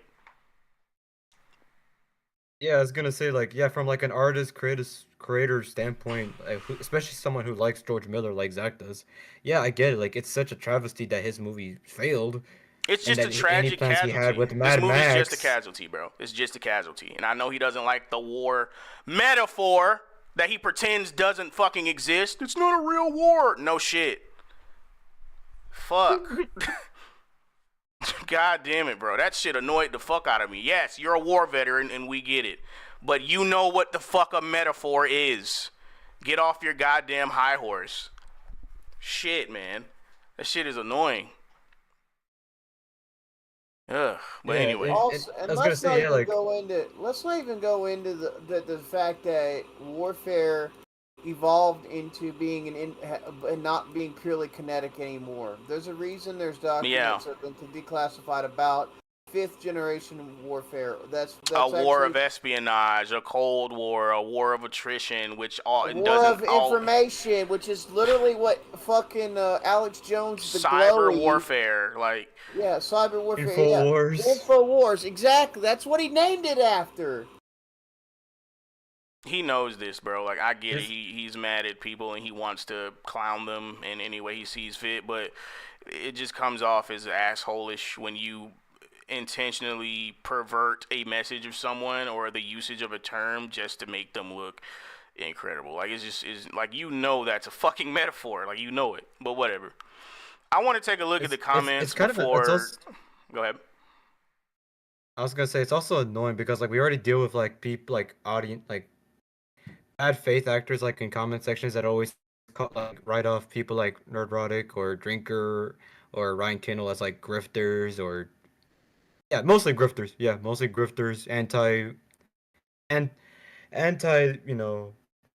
My point exactly, kids. Exactly. It could, and people have preached against that in the past too. Like, it could just be bait for you to pay for one good thing, just like No Way Home, which that shit wasn't even that good either.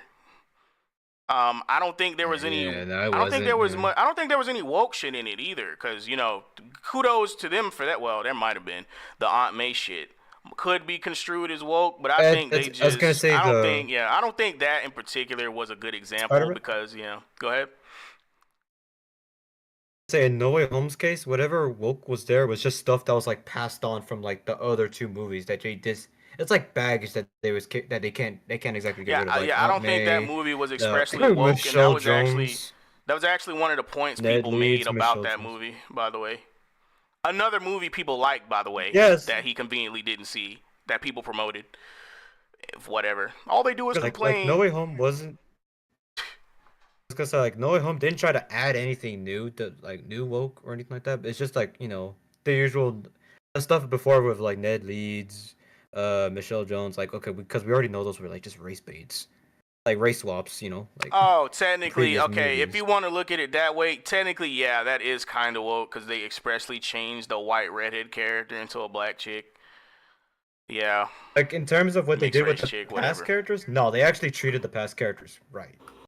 Oh no, the Raimi characters, yeah, they treated them with respect. Yeah, they carried the Raimi characters. They were respectful too.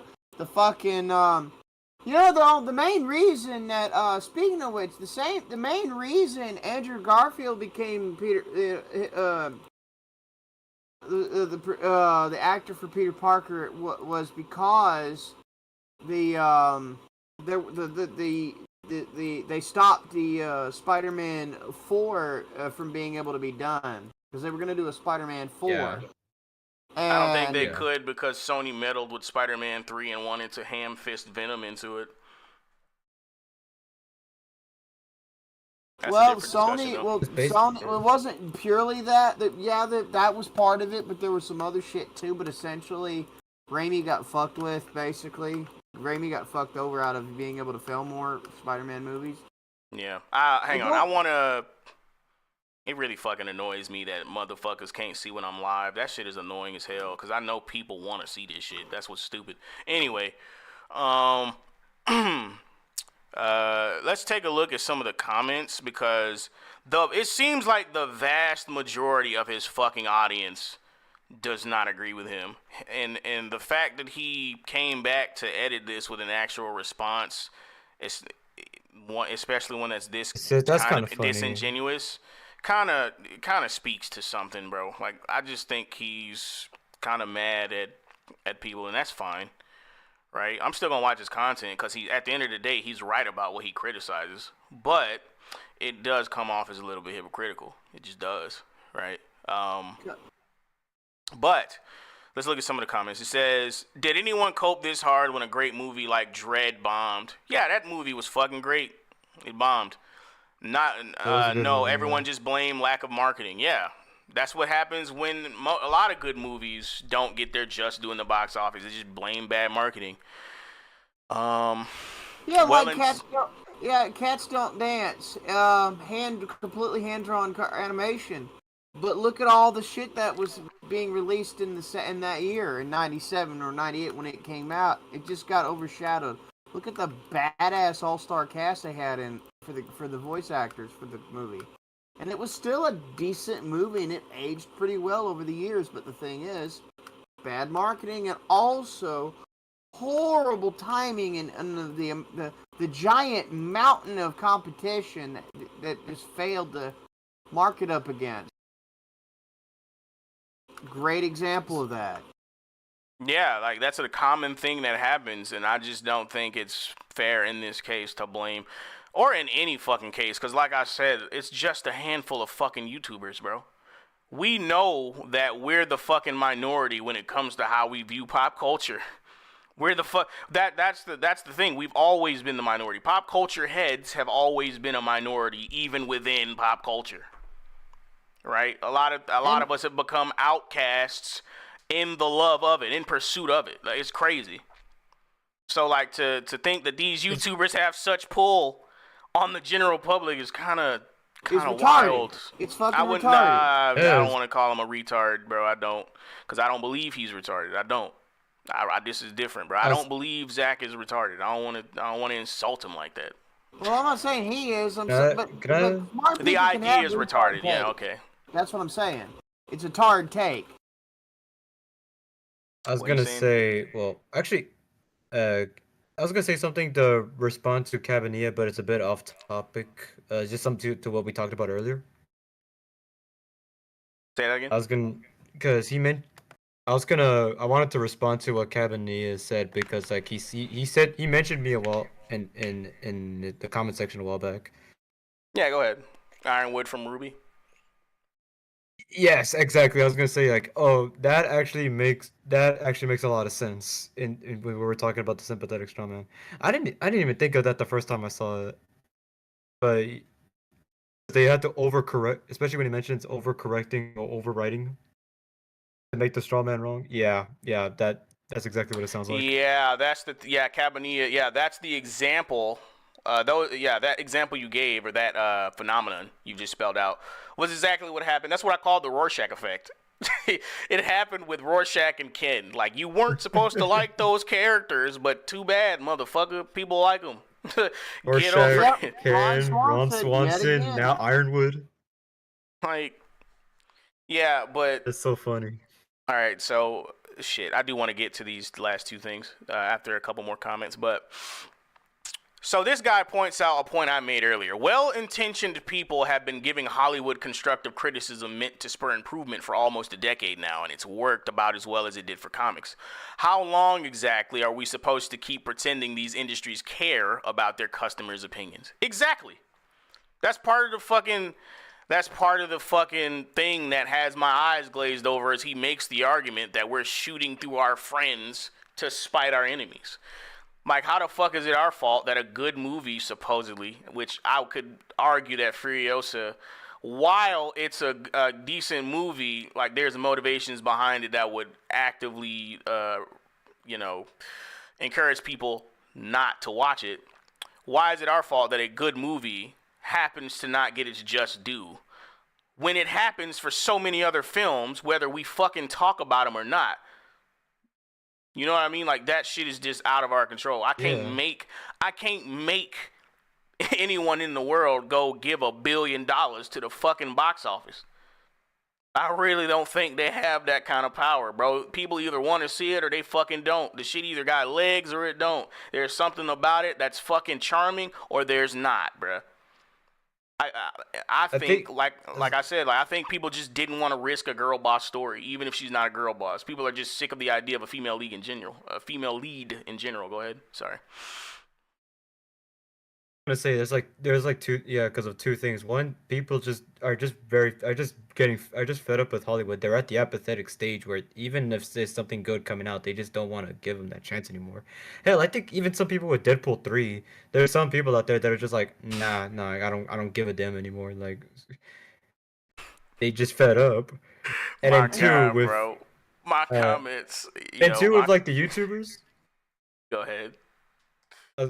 I was gonna say, and second, with the YouTubers, it's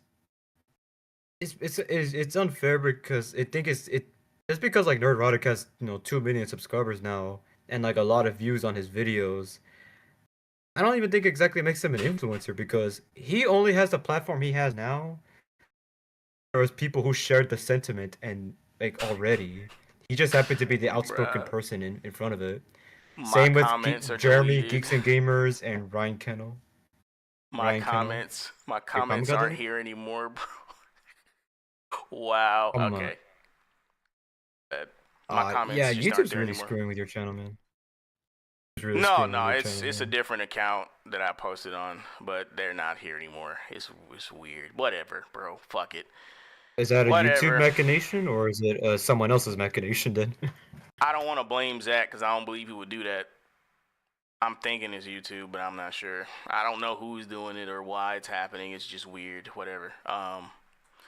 But I think you guys get the point. Like, generally speaking, everyone seems to be questioning his what's it called? His reasoning in regard to his argument against the fellowship, which I'm going to refer to them as. That word has been eluding me this whole time. The usual suspects in the face of criticizing media like this, right? People seem to be confused generally with one or two fucking bad apples in here to cause drama and be disingenuous and question whether or not people actually like the things that you just like having things break. You just like watching things break. That shit is annoying, bro. The fact that he said that you just like watching things break is fucking stupid, because it ignores all the times they promote shit that's actually decent, which I disagree with half of that shit, because my standards are weird too. I get it, but you can't act like they don't promote shit. It's not true. They're not making their own alternative content. Like, it ignores all of that shit. That's why it's annoying. But I think, like I said, I think you guys get the point. I want to segue into some things you guys might actually be excited for, even though I might not be excited for them. This first one coming up, I'm actually excited for it. Like, this is actually cool. I'm a fucking, and I'll tell you why here in a second. But hang on, let me transition to the next thing real quick. I don't even know if I have to put the screen up, but I haven't seen the trailer for this yet, but I saw it and it looked fucking dope, bro. Oh my god. I want to try to do that more often. I want to try to do stuff like this more often, but I mean, few and far in between. Hell, maybe I'll just pull from old shit. Person of Interest is pretty good. Mahler promoted a couple shows after his review with Fallout. He promoted Silo. He promoted Shogun. He promoted shit. What else? I'll say Terminal List, even though I haven't seen it, but I hear good things. It is a good show. I like Elementary. I like a lot of true crime. Murdoch's Mysteries. I like a lot of true crime 18th century mystery shit. Oh man. Because you like gothic mystery stories. Yeah, but I also like just cop shows in general. Like fucking I would say Brooklyn Nine-Nine, but that shit got claimed by. I mean, it was a really fun show at first. That last season. You can't deny that. Yes, no, it was great. That's why I was so pissed with that last season, bro. Anyway. Yeah. I loved Burn Notice. All the Law and Order shows, honestly. Yes, Law Dick and Wolf is a master. I fucking love Dick Wolf. No Diddy. You know, there was some good Law and Order stuff, and now it's just a meme to me. Yeah, it's funny because Ice-T. Ice-T made that a meme. And I see you. But anyway, let me bring up. Was great in wasn't he? I think it was Special Victims Unit he was in. Let me bring up. It was Special Victims Unit. Let me bring up that one. That's great. So not only that, but my dad and I used to watch that shit together when we got through working on a car or a tractor or something in the backyard when someone would bring it by trailer or whatever. Hang on, be quiet for a minute. Anyone ever watch Criminal Minds? Yes, I did. It was a great show. That's another show y'all should watch. But hush up real quick. Shut up. This game is called Gunmetal Gothic, bro, and it looks great. I want to play it. It's on Steam already, I think. Is there sound to this fucking video? It is such an old. I hear it. I mean, yeah, but it looks dope as hell. Yeah, I hear it. Can y'all hear it, audience? It's very old. Oh shit! I don't think they can hear it. Hold on. Old-fashioned.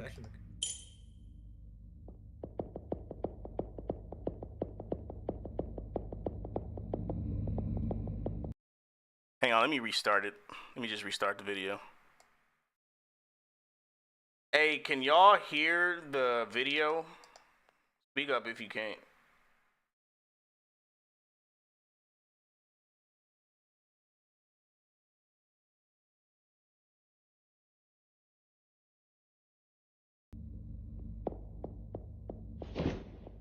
Now you can. I'm pretty sure you can now. This shit looks dope, bro.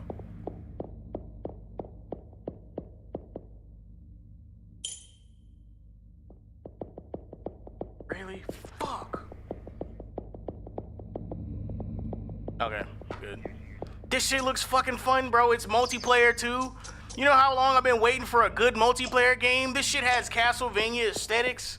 It's set in the fucking time period I like. I forget, 18th, 20th century. Yeah, it's gothic. It looks like Bloodborne with guns, almost. This shit looks fun, bro. I want to play this. Well, Bloodborne has guns, you know what I mean. It's less melee. This shit looks dope.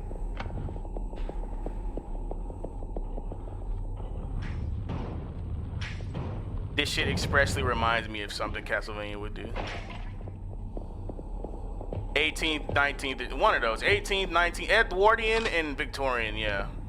Maybe 20th century. There's cars. It's probably more leaning toward the 20th century. Either way, that period, 18th, 19th, 20th. Jesus, he's fucked him up.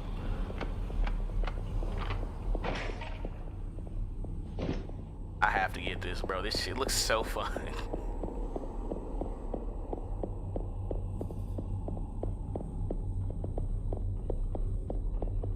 And this is like an indie game.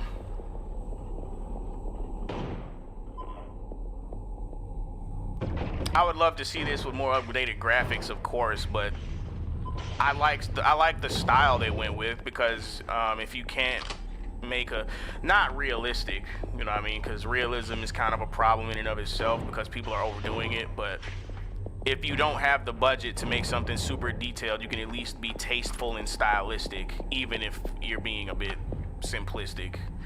I didn't mean for that to rhyme.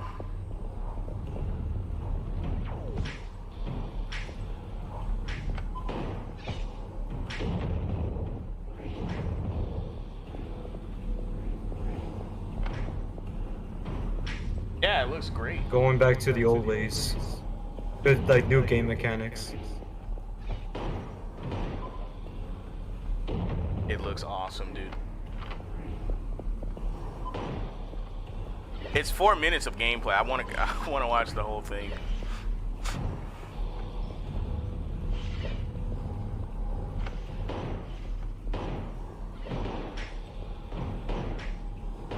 It'd be cool to hear what the audience thinks of this game. This shit looks cool to me.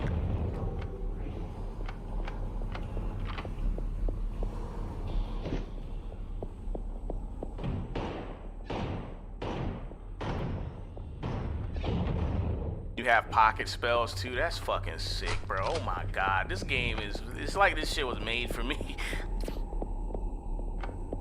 She did that fire spell like 3 times. It just registered to me that she actually did it. Somebody was shooting lightning before. This shit's dope.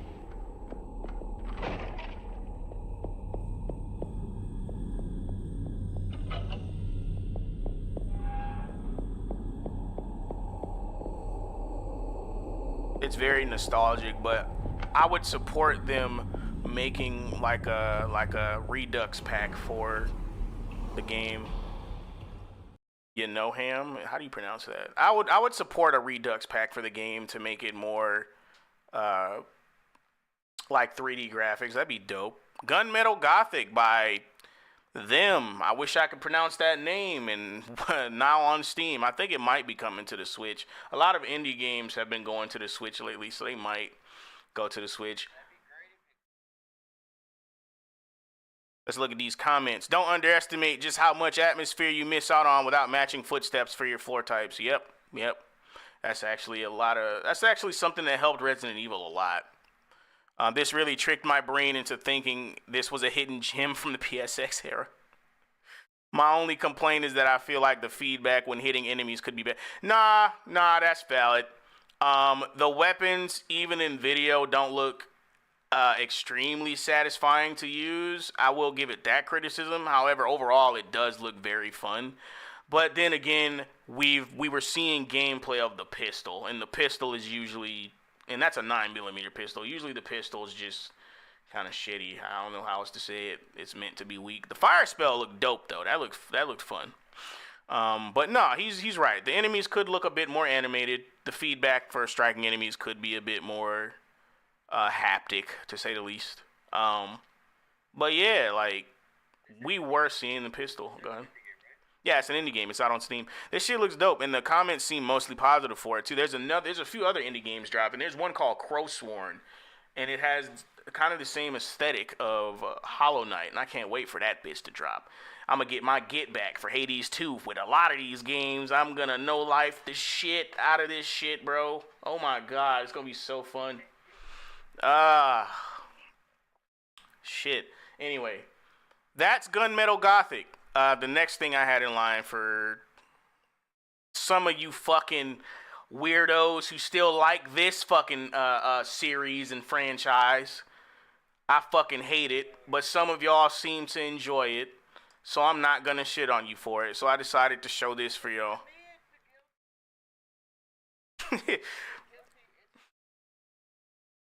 Yeah.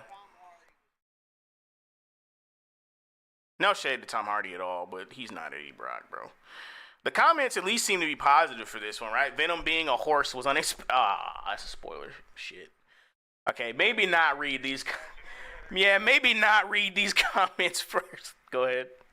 Before I play the video.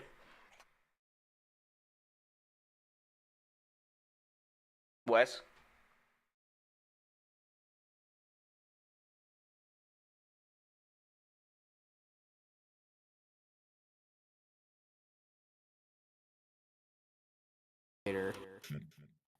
Yeah, let's like get to that later. Like I said, it's a guilty pleasure for me. It's not. The first one I think was okay.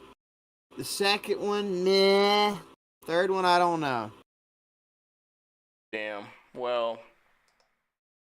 To me, the first one was the best of the three, and it was just okay, but it was funny as fuck. Anyway, I think your fucking voices might echo into the stream a little bit. Hang on, let me see if I can fix that shit. That is kind of annoying. Let me. What the fuck? Yeah, I don't know why you echo sometimes. Say something real quick. How about now? Let me open up the other voice channel to see if you come through. Say something. How about now?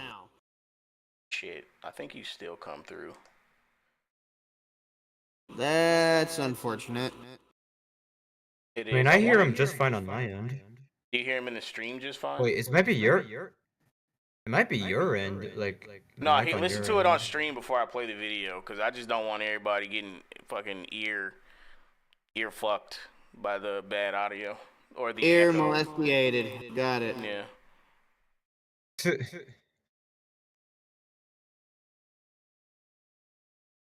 How does it sound? Wait, it's all of us. I think all of us are echoing. On the stream? That would be interesting to say the least. Yeah, it's all of us. Well then. Shit. God damn it. Shit. How else can I play this without fucking hurting? Do this on the fly. Fuck.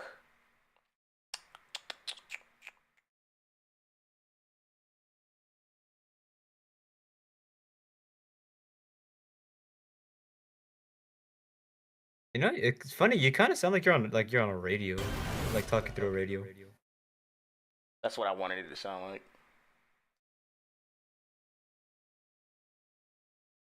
That I have a really dark and unpredictable side to me. Stop speaking. I'm giving you a chance, sweetie. Say when.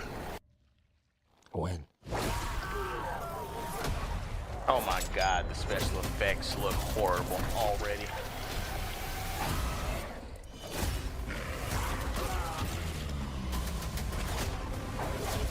Try not to talk too much. I need to fix that echo issue. We are. We. Oh my fucking. No.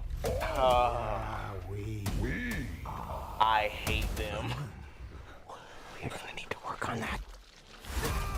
We need to work on that. It's been too fucking. I'll wait. I'll wait. I'll wait.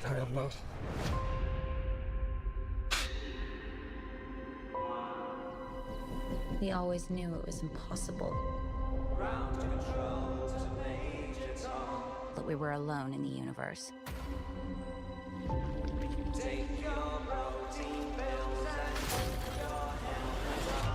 And it's our job to make sure that remains a secret.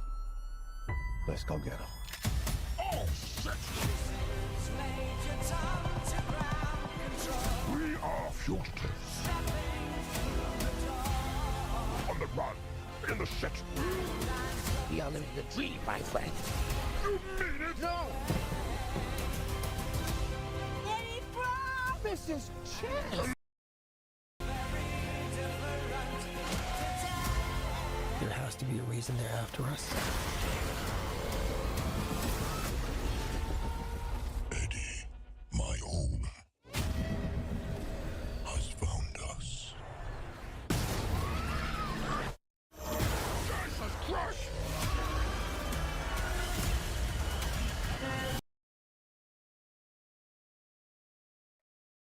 No, I just thought about that. Shit, I already showed 2 minutes. Fuck. Yeah, you know what? Fuck it. If I get a strike, it's whatever. Let me just finish it. Fuck it. There's an army coming that cannot be beaten. As long as Venom lives, everyone, everything will end. We may not make it out of this alive, buddy. Eddie, the time has come.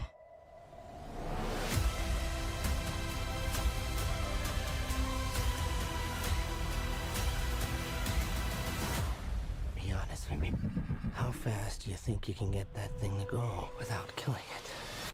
Only one way to find out.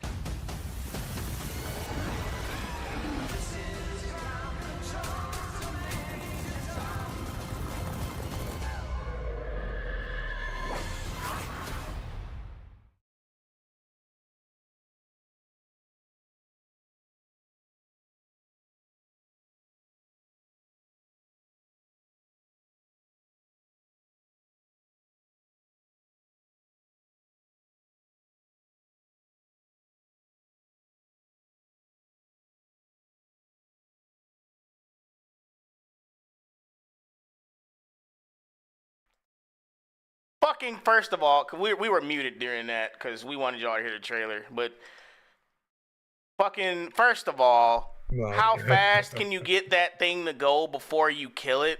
That's the entire point of the symbiote. While you're wearing it, you basically can't even fucking die. So what the fuck was that writing? Didn't That we was cover that in the horrendous. fucking? That's the most. Oh shit! I That's got the to turn it most. off again. Go ahead. Continue. ahead. That was the most That was the most MCU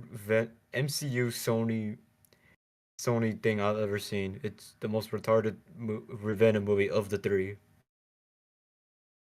How fast can you make That's saying that a lot. thing go without killing it? First of all, and I know You I can't. have a few catchphrases. I'm sorry if I repeat them, but Venom is faster than a horse. Why? Like, what is this scene for? What is that For for? Venom, horse Venom. What? Someone really wanted a horse Venom for some ungodly reason. What that makes no. But why? That was the most aged thing about that. What the actual flying titty fuck. You know, I think people might be behind on the stream. I can't believe that comment was little bit. being literal.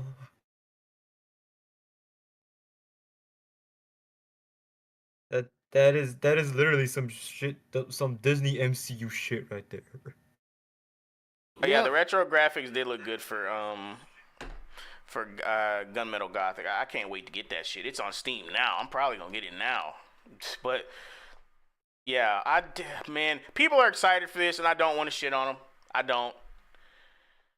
Enjoy your movie, but it's not for me. Okay.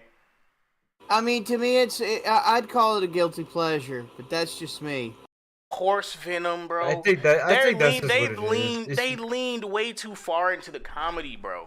Like, it's too fucking far. No, they made forced comedy with this. It's not even going too far into it. They just forced it.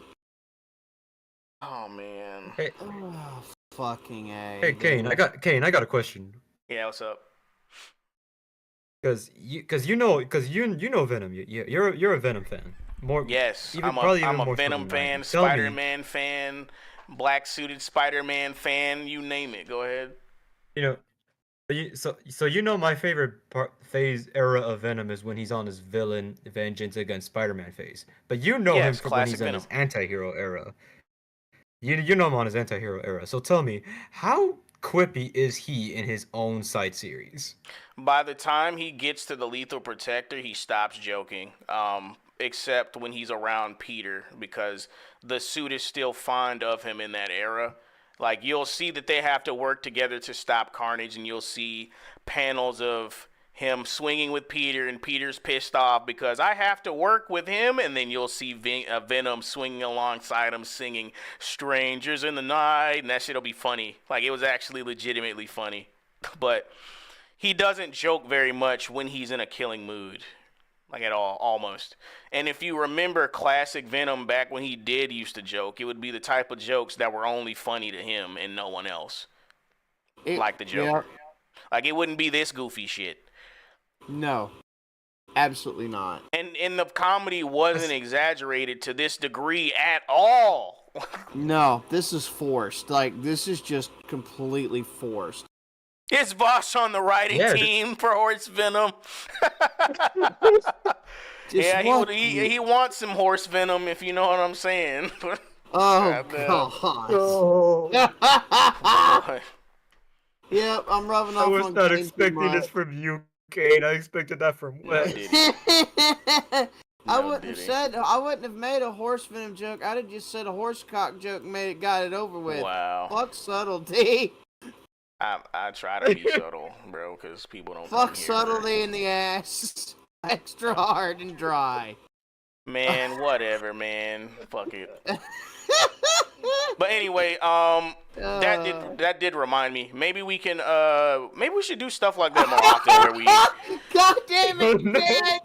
God damn it! You just read that? His You boss I mean, on the writing I You team. just read that? I just read that. Oh God, I know. What the but fuck? Still. Anyway, I was saying we should do segments like we did tonight more often where we kind of hear out people's arguments. I think that was very enriching and cool and actually I really wanted kind to of show that benefits to us you. a little bit. Or- Also, the I trailer really stuff. wanted to show that to you because Show what? The Zach's argument? yeah, I was gonna say I really wanted to show that to you because like I know he's coming from like a circle of YouTubers that we tend to follow and like their content Yeah. on. Because it was like very because it makes the place more nuanced if you get what I'm saying. No, that's the part I appreciate because make no mistake, the fellowship, as they're afraid of themselves, they're not above criticism. I just disagreed with his take because I just don't fucking see it, bro. Like a movie was overlooked, but why is it their fault? Like, you know what I mean? But Yeah. I think that's all we got. Like I said, I do want to get more trailers in the rotation so that we can have some things that you guys can go look at. Because I've been meaning to do that for a while, but most of it was going to be video games, and I don't know how people feel about that. I've been watching a lot of channels that showcase indie games that are coming out, like that game I mentioned, Crow Swarm, which I didn't show. I probably should have. Matter of fact, nah, I'm not going to show it now. Look up Crow Sworn if you want to see gameplay of that. That's another good game. I wish I would have shown it, but we have to go. It's like 2 hours, 12 minutes. I'm still working on the Odin Sphere Leaf Thracier review. I sent you guys the thumbnail. It's all over my community wall. And once that's out, it'll be on here. I can't give you a timeline because I piecemeal these videos because I basically have 2 jobs and in between doing this, so sorry I can't be faster, but I'm working my ass off, trust me. You guys got anything else you want to add? Oh, I have a couple more video ideas, but I'll save those for later. I want to keep this shorter. You guys got anything you want to talk about real quick?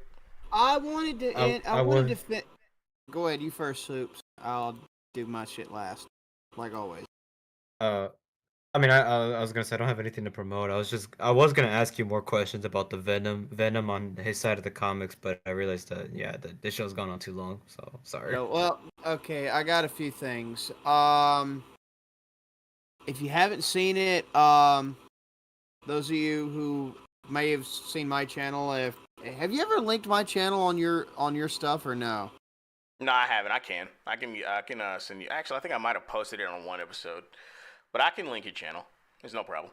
Just send me the link. Thank you. I'll send it again. Make sure. I did. I've been working on the grind. I've gotten a bunch of different videos out. I got my series about the Bedini Energizer Circuit, an unironic myth busting of the Mythbusters kind of thing. Unfortunately, in this particular case. And I actually will use physics to explain it. And it's gonna be like an 8-video fucking series. The Field Reformer Tech, I'm gonna do a video on preluding the science TLDR video series, which is what I'm gonna do to put a complete end on video making for that until I get my first unit running, and I'm intending to get a tiller back to going. I gotta get the engine oil and all the other stuff to change that so I can get that to run on its own original setting. I'm gonna modify the carburetor and a couple things. I'm gonna go back to doing some content related to my background as an electronics and shade tree mechanic dude. agoristic, sedentary mechanic with my dad for nearly 8 years, going back to those roots and what I've learned since then. And I'm gonna do some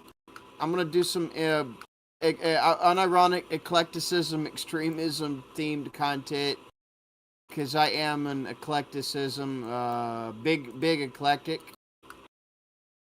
I always have been as a thinker. It's not something to brag about. It's just stating a fact.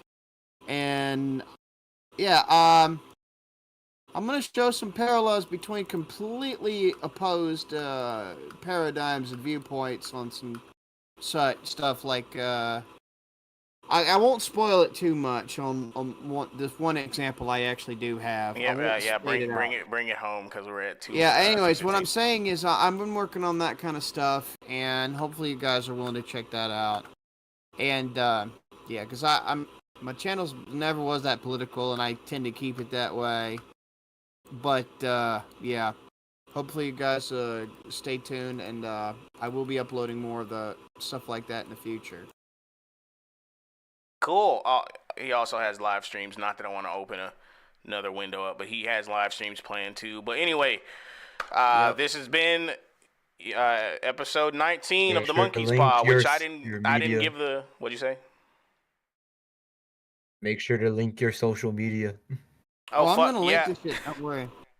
No, I never show my social. Kaine. Yeah. Check the description for all my links to keep your finger on the pulse of Cosmogoth. This has been episode 19 of the Monkey Paw. This is your gracious host, Kaine Walker, signing off.